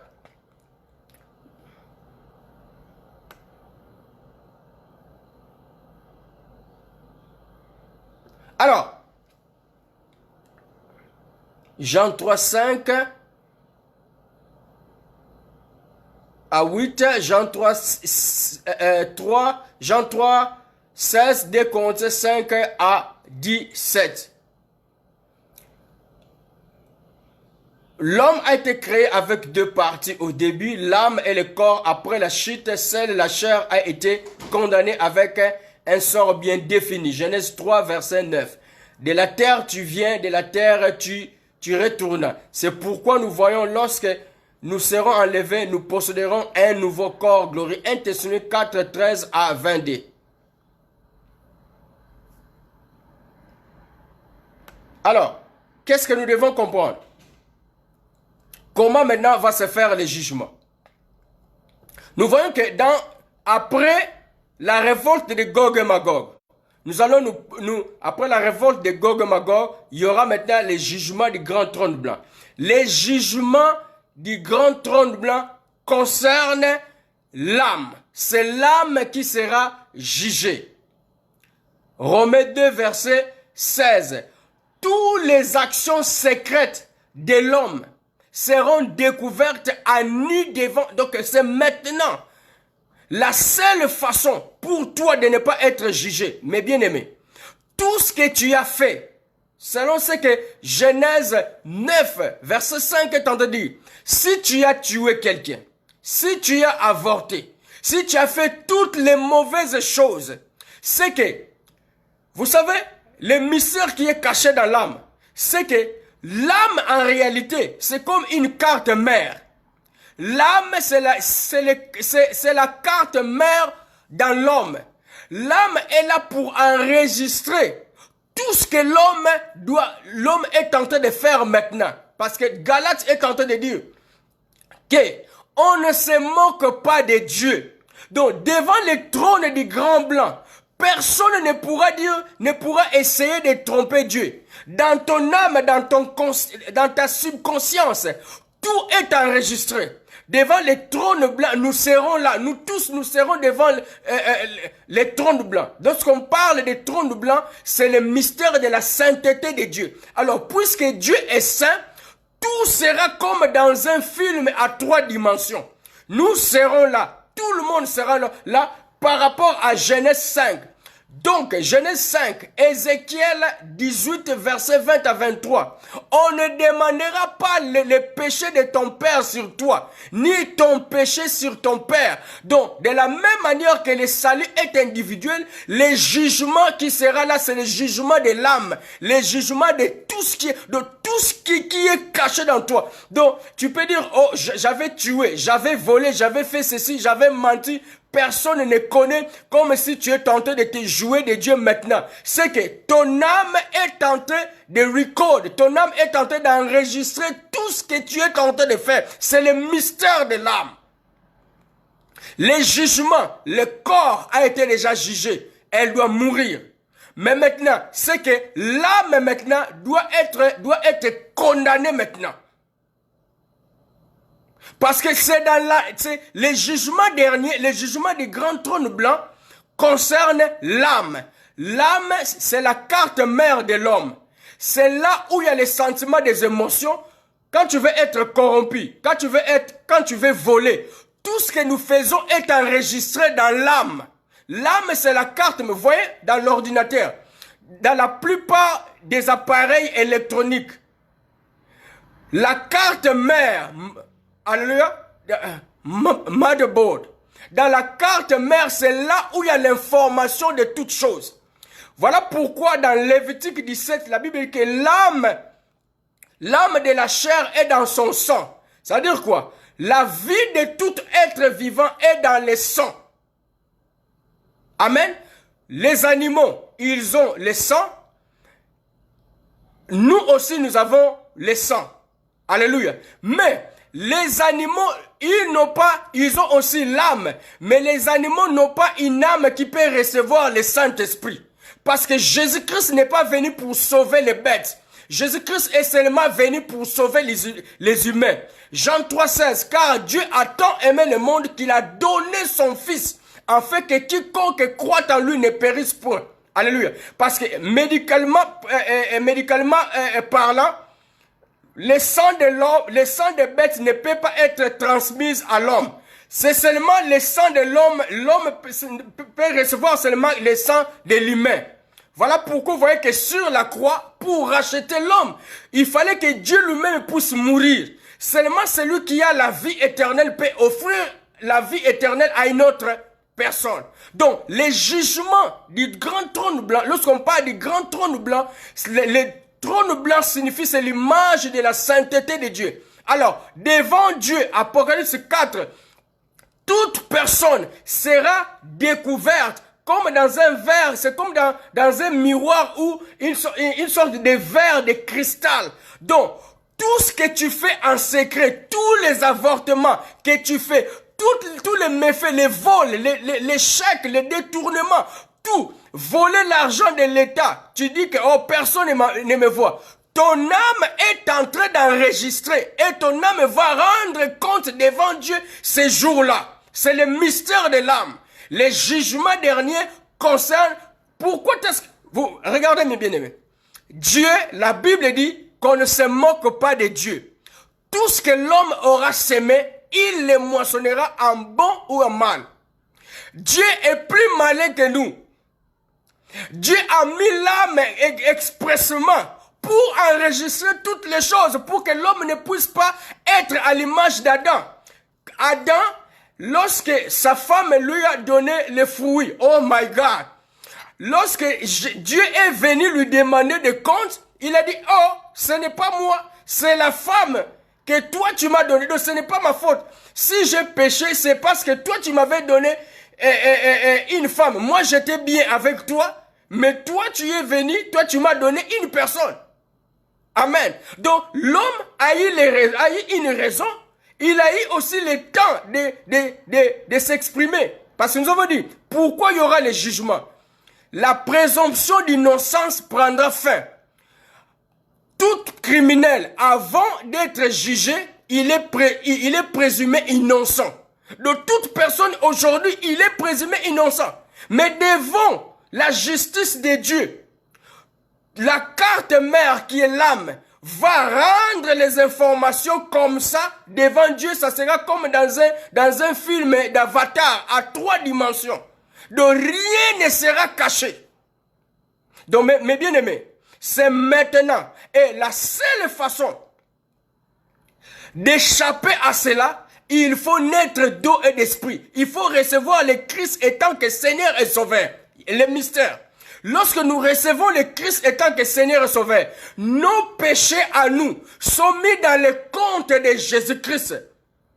Donc, toute la colère de Dieu qu'il va déverser vers la fin, qu'il va jeter dans le temps de feu, sont mis dans le compte de Jésus-Christ.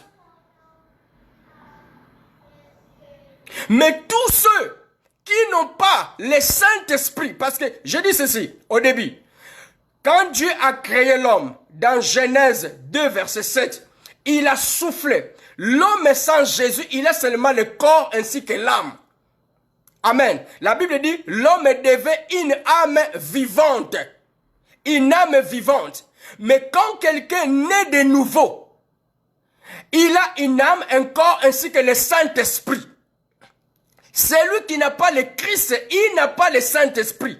Il a seulement une âme, il a le souffle de Dieu en lui. C'est une âme vivante. Mais ce n'est pas un être spirituel. On devient seulement un être spirituel lorsqu'on reçoit le Christ étant que Seigneur et Sauveur. Voilà pourquoi Nicodème n'était pas en train de comprendre ce que Jésus-Christ il disait. Nicodème, il connaissait. Il avait seulement un corps, il avait seulement une âme. Où il y a les émotions, où il y a les libres choix. Savoir le bien et éviter le mal. Ça, c'est pour tout le monde. Mais celui qui est le Christ, il a une âme, un corps. Maintenant, devant maintenant le jugement du grand trône blanc, c'est l'âme qui sera jugée. L'âme, la Bible est en train de dire, dans Ézéchiel 20, Ézéchiel 18, 20, la Bible dit, on ne demandera pas, l'âme qui pêche est celle qui mourra. Le fils ne portera pas l'iniquité de son père. Donc chacun sera responsable de ses péchés. Ce n'est pas, oh non, ce qui était dans 18-20, la Bible dit que les pères ont mangé les raisins, les dents des enfants sont agacées. C'est-à-dire que les péchés des parents sont mis dans les comptes, ont une répercussion sur les enfants, où les gens parlent des liens. C'est-à-dire les liens de père ont un impact sur toi. Mais quand tu nais d'eau et d'esprit, Romains 8, verset 1, il n'y a point de condamnation pour ceux qui sont en Jésus-Christ. Jean 3, 16, Dieu a tant aimé le monde qu'il a donné son Fils unique, afin que quiconque croit en lui ne périsse point, mais qu'il ait la vie éternelle. Donc, le jugement qui est ici, ça concerne d'abord tous ceux qui n'ont pas cru en Jésus-Christ, tous ceux qui ne sont pas nés d'eau et d'esprit. Les jugements concernent l'âme. Pourquoi ils seront jugés? Parce que leur péché n'est pas mis sur le compte de Jésus-Christ. Ils ont leur fardeau, ils portent leur péché pour toujours. Même quand ils seront morts. Nous avons déjà parlé du millénium, nous avions parlé de Gog et Magog. Gloire à Jésus. Alors, ce que nous devons savoir, nous avons 3 livres qui seront ouverts. Je pars vite, nous avons déjà vraiment suffisamment. Nous avons les livres de vie ici. Tout être vivant, son nom se trouve dans les livres de vie. 2, nous avons les livres de l'agneau. Apocalypse 21, 27. Ici, il n'y a que les saints qui sont l'épouses du Christ. Alors, pour faire parvenir d'ici, il faut Jean 3, 16, Jean 3, 5, 8. 2 Corinthiens 5, verset 17. 1 Corinthiens 6, verset 17. Celui qui s'attache au Seigneur est avec lui un seul esprit. Comme j'ai dit, toute personne vivante, c'est une âme. Quand Dieu a soufflé dans l'homme, Dieu a mis le souffle. Il a mis l'âme dans l'homme pour que l'âme puisse vivre, pour qu'il puisse être une âme vivante. Mais maintenant, 1 Corinthiens 6, verset 17. Celui qui s'attache au Seigneur est avec lui un seul esprit. Il devient un homme spirituel. Un homme sans Jésus, c'est une âme vivante. Ce n'est pas un être spirituel. Gloire à Jésus. Romains 8, 1 à 2. Alors, les livres de l'agneau. Il y a les saints et l'épouse. Donc ici, et nous avons en 3e lieu, les livres des œuvres. Les livres des œuvres, c'est par là. C'est ces œuvres-là, tout ce que tu as fait sous le soleil. Maintenant, étant qu'enfants de Dieu, nous ne serons plus jugés par rapport aux œuvres que nous avons faites. Ésaïe, le mystère de Ésaïe 53, 1 à 10. Notre péché a été mis sur le compte de Jésus. Puisqu'on ne peut pas juger une personne 2 fois. Donc nous, lorsque nous avons reçu le Christ étant que Seigneur et Sauveur, notre jugement était déjà fait. Donc tout est sur le compte de Jésus-Christ. Donc nous allons nous présenter devant Dieu en position de plus que vainqueur. Colossiens 2, versets 13 à 15. Romains 8, 1 à 2. Romains 5, 9 à 11, Jean 3, 16.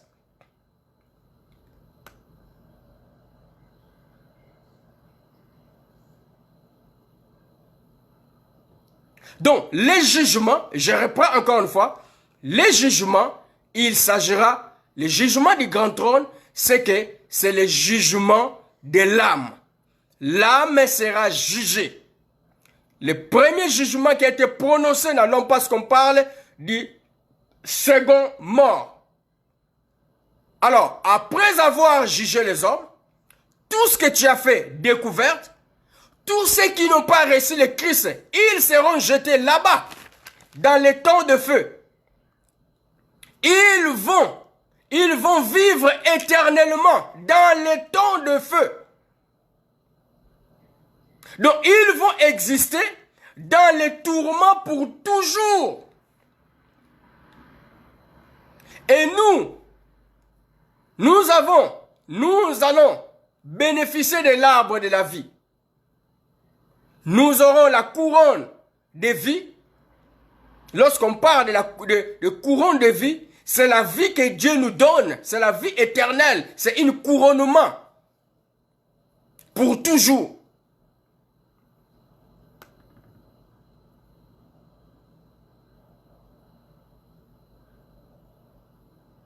Les vêtements blancs. Nous aurons un vêtement blanc. Donc ça veut dire quoi? La justice de Dieu. Lorsqu'on parle du vêtement blanc, ça fait allusion à la justice de Dieu. Alors nous, la justice de Dieu, nous bénéficions déjà de cette justice-là, puisque nous sommes nés de nouveau. Nous sommes les épouses du Christ. Nous sommes les bien-aimés. Donc nous ne serons pas jugés. Nous n'aurons pas de sentences. Parce que Dieu a dit, Dieu a tant aimé le monde qu'il a donné son Fils, afin que quiconque croit en lui. Périr ici, c'est dans le contexte de ceux qui vont passer l'éternité dans les temps de feu. La seconde mort. Donc, la mort n'aura plus du tout, parce que la mort elle-même sera vaincue et elle sera jetée dans les temps de feu, là où il y a les faux prophètes, ainsi que le diable lui-même. Donc, mes bien-aimés, la Bible dit, lorsque vous entendez sa voix, n'endurcis pas ton cœur. Parce que, devant le trône du grand blanc, tout sera à découverte. Tout, il n'y a rien du tout. Donc, c'est maintenant où que tu es encore vivant, que nous sommes encore vivants. C'est maintenant de recevoir le Christ étant que Seigneur et Sauveur. Et quelqu'un va me dire, mais est-ce que cela veut dire, puisque Jésus a porté nos péchés, nous pouvons alors pécher parce que comme nous sommes dans les temps de la grâce, nous pouvons lire le livre de Romains 6, parce que nous devons élever cet équivoque. Romains 6, que dirons-nous donc? Demeurons-nous donc dans les péchés afin que la grâce abonde? Loin de là. Nous qui sommes morts au péché, comment vivrons-nous encore dans les péchés? Ignorez-vous que nous tous qui avons été baptisés en Jésus-Christ, en sa mort, nous vivons aussi. Et c'est en sa mort que nous avons été baptisés. De sa mort, afin que comme Christ est ressuscité de mort par la gloire du Père, de même nous aussi, nous marchons en nouveauté de vie. Jean 1, 3, 6, 9, la Bible dit, si quelqu'un demeure dans le péché, demeurer dans le péché, dit, c'est faire le péché sciemment, avec toute conscience. Donc si quelqu'un demeure dans le péché, cela veut dire qu'il n'a jamais connu Jésus. Et Jésus ne l'a jamais connu. Matthieu 7, verset 15. Parce que ici devant le trône, c'est ici où les gens diront, Seigneur, n'ai-je pas prêché ton nom? N'ai-je pas guéri les malades? N'ai-je pas fait ceci? Dieu leur dira, éloignez-vous de moi. Vous qui, je ne vous ai jamais connu. Donc voilà pourquoi Galate est en train d'insister. On ne se moque pas de Dieu. Bien-aimés serviteurs de Dieu, ma soeur, mon frère, quand il faut servir Dieu, sers Dieu. Ne force pas les miracles. C'est Dieu qui guérit. C'est Dieu. La prophétie, on ne force pas la prophétie. Parce que ce phénomène que les gens disent, venez, tel jour, il y aura des miracles. Comment toi tu sais que tu vas faire les miracles? Jésus-Christ dans le livre des Actes des Apôtres, lorsque nous lisons, il n'y a aucune journée où Jésus avait annoncé que venez à Capernaum ou à Samarie, je vais aller faire des miracles mercredi tel jour. Les miracles s'opèrent automatiquement. L'homme qui était à la piscine de Bethsaïda, Bartimée, les choses se font. Personne ne contrôle les miracles. On ne se moque pas de Dieu. Les jugements derniers, les jugements du grand trône, c'est les jugements de sa sainteté. Et Dieu est saint. Alors tous ceux qui vont entrer dans le paradis doivent les ressembler. Ils doivent être saints. Voilà pourquoi l'âme est là. L'âme enregistre tout. Ézéchiel 18, 20, donc c'est-à-dire, tout est enregistré. Chacun va rendre compte de tout ce qu'il a fait sous le soleil. Personne ne pourra tromper Dieu.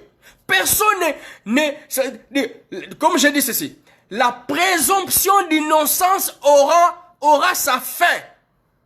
Ici, c'est le jugement. Avant le jugement, tout criminel est innocent. La présomption d'innocence.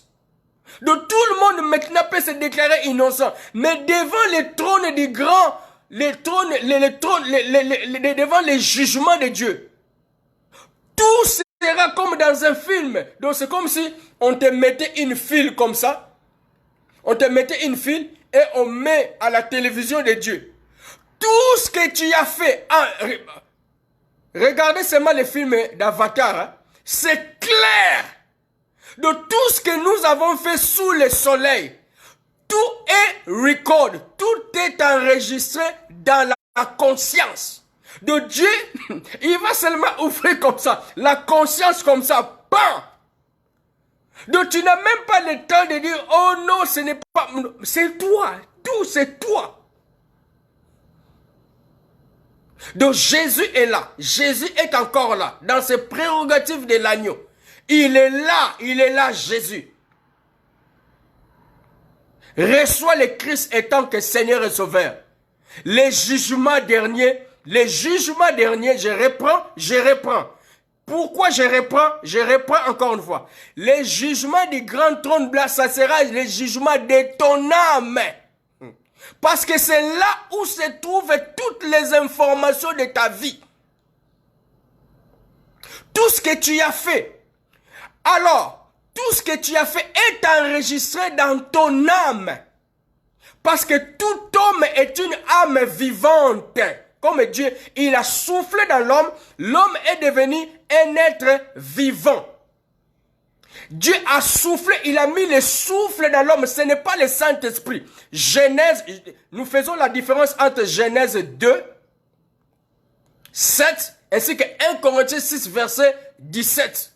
Ainsi que Lévitique 17, verset 11. Dieu a soufflé dans l'homme. Il a mis l'âme dans l'homme. L'homme est devenu une âme vivante. Une personne vivante.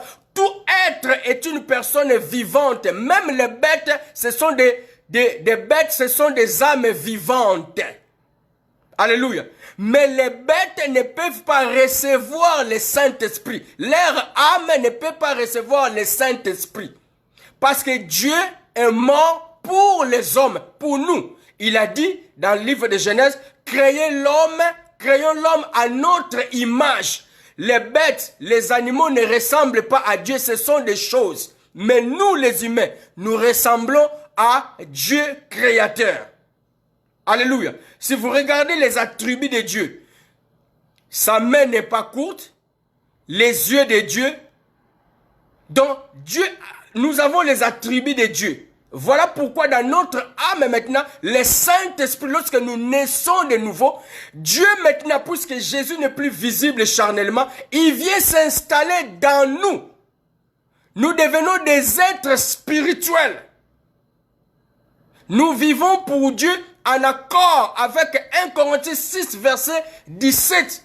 Vous êtes le temple de Dieu. Nous devenons maintenant la maison de Dieu, la cité de Dieu. Mais une bête ne peut pas être une cité de Dieu. C'est ça la différence. La bête, ils ont une âme. Mais le Saint-Esprit de Dieu ne peut pas habiter dans une bête. Donc, quelqu'un, tout le monde qui vit, il a une âme, mais tout le monde n'a pas le Saint-Esprit. Tout être a une âme, mais tout être n'a pas le Saint-Esprit. Parce qu'au jour de l'enlèvement, 1 Thessaloniciens 4, verset 13 jusqu'à 17, les morts en Christ, seulement ceux qui ont l'esprit, qui seront enlevés. Voilà pourquoi j'expliquais encore une fois que lorsque nous mourons, le Saint-Esprit ne meurt pas. le Saint-Esprit ne meurt pas. Par le mystère de la croix, quand Jésus-Christ a été crucifié, les 7e paroles que Jésus-Christ a dit, Père, je remets mon esprit entre tes mains. Le Saint-Esprit était donc arrêté le vrai Jésus. Voilà pourquoi les musulmans, quand ils ne croient pas que Jésus est Dieu, parce qu'ils ne comprennent pas le mystère des 7e paroles que Jésus a prononcées. Le vrai Jésus, c'est l'Esprit de, c'est le Saint-Esprit. Donc le vrai Jésus était vers le Père. Ce qui était dans les sépulcres, c'est juste le corps. Alors, lorsque Jésus est ressuscité, le Saint-Esprit et la divinité est retournée encore en Jésus-Christ. Parce que lorsque nous serons enlevés, les morts, ceux qui vont mourir, ils vont directement revêtir un corps glorieux et le Saint-Esprit sera en eux pour vaincre la gravité, pour monter. Les morts en Christ, les vivants, nous n'aurons plus, si c'est maintenant, nous n'aurons plus un autre Saint-Esprit. C'est le même Saint-Esprit que nous avons maintenant. C'est ce Saint-Esprit-là qui va nous faire monter. Ici, je parle d'une façon simple. C'est le même Saint-Esprit-là, mais c'est seulement le corps, ce corps ici charnel, ne peut pas vaincre la gravité, ne peut pas monter. Voilà pourquoi il faut qu'il y ait changement. Il faut qu'il y ait transformation. Le corps, nous allons revêtir un corps glorieux qui aura la capacité de vaincre la gravité comme Jésus. Donc si les musulmans ne comprennent pas que Jésus est Dieu, c'est parce que ils disent que Dieu ne peut pas mourir. Mais Dieu ne peut pas mourir. Parce qu'il a dit, entre tes mains, je remets mon esprit. C'est le Saint-Esprit. Le Saint-Esprit ne meurt pas. Lorsque les gens meurent, c'est seulement l'âme qui va dans le sein d'Abraham. Les mauvais, leur âme est dans les lieux de tourment. Mais maintenant, devant le trône de Dieu, les jugements, et je reprends encore pour finir, les jugements derniers, ça sera les jugements de ton âme. Le premier jugement, c'est ce qui est dans Genèse 2, verset 7, 9. C'est que tout homme doit mourir. C'est un jugement final, véridique. Il n'y a rien à changer. Deuxième jugement, la seconde mort, c'est le temps de feu. Là maintenant, l'homme et son âme. L'âme maintenant, qui est la carte mère où il y a toute l'information, parce que le mystère c'est que, en réalité, le jugement dernier, c'est seulement la privation de Dieu. Le jugement dernier, c'est l'absence de Dieu. Dans le feu, il n'y a pas Dieu. Le feu, c'est Satan et la mort qui seront là. Alors, tous ceux qui n'ont pas cru en Jésus-Christ, ils seront privés de Dieu. C'est ça le jugement dernier. Et nous qui avons cru en Jésus-Christ, nous serons maintenant à l'image d'Adam avant sa chute. Nous serons maintenant avec Dieu comme Dieu était avec Adam et Ève dans le jardin d'Éden.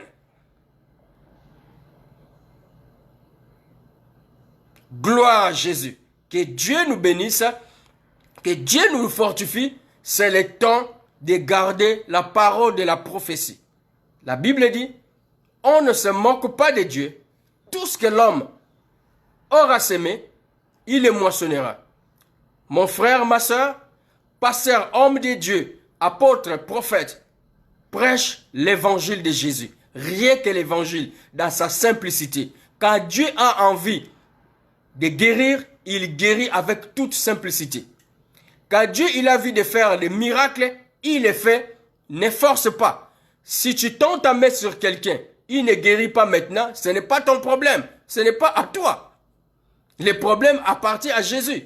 Tu prêches l'évangile. Ce n'est pas à toi à forcer quelqu'un de croire. Nous ne sommes pas comme les musulmans. Nous ne sommes pas des chrétiens. Nous devenons les chrétiens. Voilà pourquoi Jésus se met toujours à la porte de notre cœur. Il frappe comme un gentleman. Il frappe, il demande ta permission. Il ne force pas. S'il allait forcer, il allait faire de tout le monde des chrétiens. Mais il a donné le libre arbitre dans l'âme. L'âme, il y a le choix de l'homme. Comme je dis toujours, le choix est difficile à faire, mais il faut faire le choix. Si tu ne le fais pas, le choix va choisir à ta place, il va te placer là où il veut. Et tu vas subir les conséquences, bon ou mauvais. C'est ça le mystère des choix. Alors, c'est maintenant de choisir Jésus.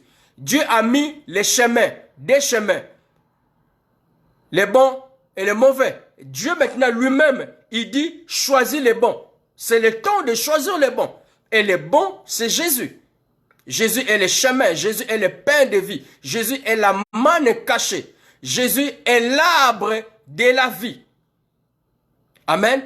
Alors, c'était encore une fois votre bien-aimé, les prophètes Pierre, que Dieu vous bénisse.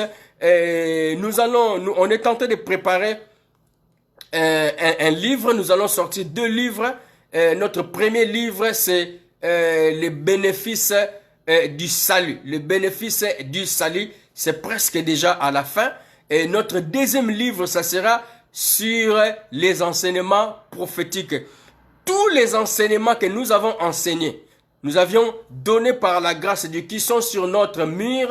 Alors, nous avons parlé des grands thèmes de l'Apocalypse. Alors, ce n'est pas facile de donner, c'est un grand document.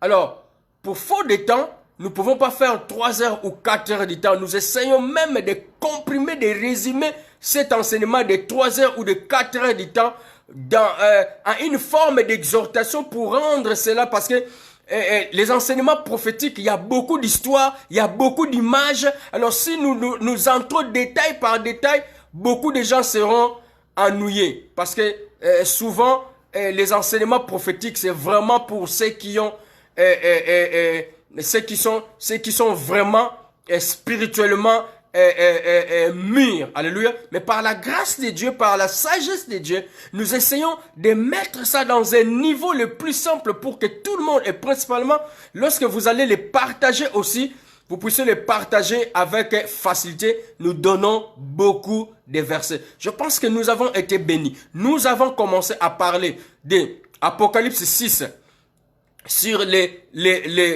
7 sceaux. Nous avons parlé de 7 trompettes. Nous avions parlé des mystères des 7 coupes. Nous avions parlé de la grande tribulation de 70 semaines de Daniel, qui était divisée en 2 parties. Nous avons parlé de 3 ans et demi. Nous avons parlé de l'Antichrist. Nous avons parlé de la marque de la bête. Nous avons parlé de la fuite d'Israël. Nous avions parlé de l'Armageddon, première partie et deuxième partie. Nous avions parlé pourquoi. Nous avons fait la différence entre l'enlèvement et le retour de Jésus-Christ. L'enlèvement, nous serons enlevés, nous allons monter, nous allons rencontrer Jésus-Christ dans les 2e cieux. Alléluia. Le retour de Jésus-Christ, c'est nous. Nous revenons maintenant pour l'écrasement de Satan. Nous avions parlé aussi du millénium, le règne de millénium, 1000 ans. Ce n'est pas 1000 ans de 1, 2, 3 jusqu'à 1000. C'est un langage codé, un langage prophétique. C'est le règne de 80 jours. Nous avons parlé du premier partie du millénium qui concernait les sabbats, les repos de Dieu. Nous allons nous reposer. Parce que depuis Noé jusqu'à présent, la terre ne s'est pas encore reposée. Nous avons parlé du jubilé. Les jubilés, c'est là où les 2e catégories de morts vont rejoindre, ainsi qu'Israël, par le mystère d'Ézéchiel, les mystères des ossements desséchés, qui étaient dispersés, mais maintenant les ossements étaient réunis. Donc nous allons tous participer dans le millénium, les 80 ans. Après les 80 ans, nous avons dit que le millénium, c'est le mystère du 7e fête de l'Éternel, le mystère des tentes. Nous allons passer le millénium dans les tentes. Pourquoi? Parce que dans l'Armageddon, Jésus-Christ est arrivé. Nous avons dit, il posera ses pieds d'abord dans les monts des Oliviers pour accomplir les prophéties d'après Daniel 9, 24, 27, d'après Malachie 4, verset 2. Jésus, le soleil de la justice. Matthieu 24, verset 27. De la même manière que le soleil se lève dans l'Orient jusqu'à l'Occident, de l'Est à l'Ouest, c'est la même manière que Jésus-Christ reviendra. Il reviendra, il mettra d'abord ses pieds sur le mont des Oliviers, là où il est monté. Acte 1, verset 11. Daniel 2, 34, verset 7. La statue, la pierre qui tombe sans le secours d'aucune main. La pierre va venir écraser la statue qui représente Satan, qui sera érigée comme au temps de Daniel. L'Armageddon. L'écrasement total. Les rois vont mourir, vont tomber. Dieu va donner leur chair aux oiseaux. Les oiseaux vont manger la chair humaine.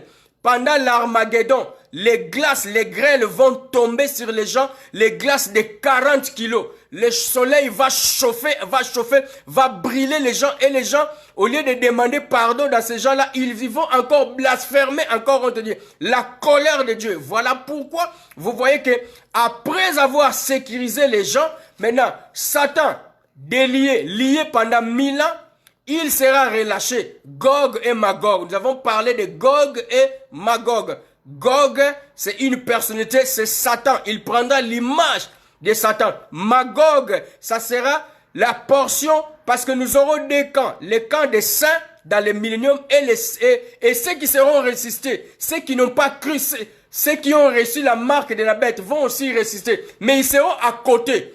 C'est ceux-là que Satan va séduire pour former une grande armée pour attaquer notre camp. Mais la Bible dit, le feu de l'Éternel va les embraser. Ils seront anéantis. Et puis, Satan sera mis maintenant dans les temps de feu. Les jugements du grand trône. Nous avons dit pourquoi il y aura jugement. Il y aura jugement en accord avec Romains 6, verset 23. Les salaires du péché, c'est la mort. Les salaires du péché, c'est la mort. Tous ont péché, sont privés de la gloire de Dieu. Nous avons dit que les jugements derniers, en réalité, les jugements de l'âme, c'est la privation de Dieu. Parce que maintenant, les gens sont en train de se faufiler pendant ce temps de la grâce. Tout le monde bénéficie de ce temps de la grâce. Ils sont en train de bénéficier de la miséricorde de Dieu. Parce que nous avons dit que la colère de Dieu a été calmée sur la croix, où Dieu ne peut pas sauver en dehors de la croix. Le mystère de la nouvelle naissance, le mystère de la croix. Nous avons dit la présomption d'innocence. Tout criminel, avant qu'il soit jugé, il est considéré comme innocent. Maintenant, tout le monde est considéré comme innocent parce qu'il n'y a pas encore un jugement dernier. Alléluia. Mais devant les trônes de sa grâce, ne sont pas les jugements du grand trône, c'est les jugements de sa justice. Tellement qu'il est juste, puisque tout celui qui va entrer dans le paradis sera à l'image d'Adam avant sa chute. Nous n'aurons plus besoin maintenant du Saint-Esprit en nous, parce que Dieu lui-même habitera avec nous. Parce que maintenant le Saint-Esprit est avec nous pour nous aider à marcher dans la sainteté. Amen. Devant les jugements, nous avons dit que les jugements du grand trône, c'est les jugements de l'âme. L'âme, c'est là où il y a les émotions, c'est là où entre la corruption, c'est dans l'âme que l'homme est corrompu. Alors, devant Dieu, tout sera découvert comme ça, comme la Bible qui est ouverte comme ça. Les jugements, donc l'âme, j'ai dit ceci, Dieu est plus malin, Dieu est plus malin plus que l'homme. De tout ce que tu as fait, tout ce que nous avons fait sur le soleil, en réalité, c'est enregistré dans notre âme. On ne peut pas tromper Dieu. On ne se moque pas de Dieu. Tout ce que l'homme a semé sous le soleil, en bon ou en mauvais, est enregistré dans notre âme. Le jugement du grand trône, c'est le jugement de l'âme. De tout ce que la mort, Genèse 9, verset 5, Dieu va demander à l'homme le sang de tout ce que tu as fait. Caïn, on lui demandera le sang d'Abel. Le jugement sera le jugement de l'âme. Donc ici, personne ne va plus faire les aventures d'Adam, comme je dis. Oh, c'est la femme que tu m'as donnée. Non, non, non, non. Dieu va voir lui-même. Donc, il n'aura même pas question de nous demander. Tout sera automatiquement comme projeté dans un écran à 3 dimensions, comme le film d'Avatar. Amen. Alors, comme je dis, c'est le temps de recevoir Jésus étant que Seigneur et Sauveur. Si tu es là, tu es en train de regarder cette trompette qui est en train d'être sonnée. Si tu n'as pas encore reçu Jésus étant que ton Seigneur et Sauveur, c'est maintenant de faire cette prière avec moi. Seigneur Jésus, à cet instant, je viens auprès de toi. Je te reçois étant que Seigneur et Sauveur. Merci pour la croix. Merci pour ton sang. Je crois que tu es mort pour moi et que tu es ressuscité pour moi. Merci Seigneur Jésus-Christ. Je crois que tu m'as donné ta vie pour que je puisse vivre. Au nom puissant de mon Seigneur Jésus-Christ, j'ai ainsi prié. Amen. Gloire à Jésus. Alors, que Dieu vous bénisse. Nous allons continuer ces enseignements dans une semaine. Soyez encore une fois bénis. Je dis encore une fois, merci à tous à ceux qui nous suivent. Partagez la vidéo. Prenez le temps. Si vous avez des questions, écrivez-moi sur inbox, sur Logos Rema, sur notre page du ministère ou sur ma propre page. Que Dieu vous bénisse. Désolé encore une fois si la vidéo a été longue parce que ce sont des enseignements. Souvent, ce sont des enseignements que nous nous entendons pas beaucoup. Alors, nous prenons vraiment le temps. Revoyez les enseignements, revoyez-les, écrivez des notes. S'il y a des couacs, posez-moi des questions, demandez-moi des questions, écrivez-moi sur inbox. Nous allons essayer de vous répondre. Que la gloire, la louange ne revienne qu'à toi, à notre Seigneur Jésus-Christ. Je dis encore une fois, bon dimanche, que Dieu garde le Congo, que le Dieu des esprits des prophètes donne la force aux Congolais de se lever comme un seul homme. Dieu n'a pas donné le Congo pour que les autres personnes puissent en bénéficier. Dieu a donné le Congo, il a doté toutes les richesses aux Congolais pour que les Congolais puissent en bénéficier. C'est votre droit, c'est votre droit de bénéficier de tout ce que Dieu a donné. Ce n'est pas normal de vivre dans cet état-là que les Congolais sont en train de vivre. La pauvreté du Congo, c'est en partie, c'est une faute des Congolais eux-mêmes. Alors, il faut se mettre ensemble pour vous libérer. Que Dieu vous bénisse. Encore une fois, c'est encore une fois votre bien-aimé, le prophète Pierre. Soyez bénis.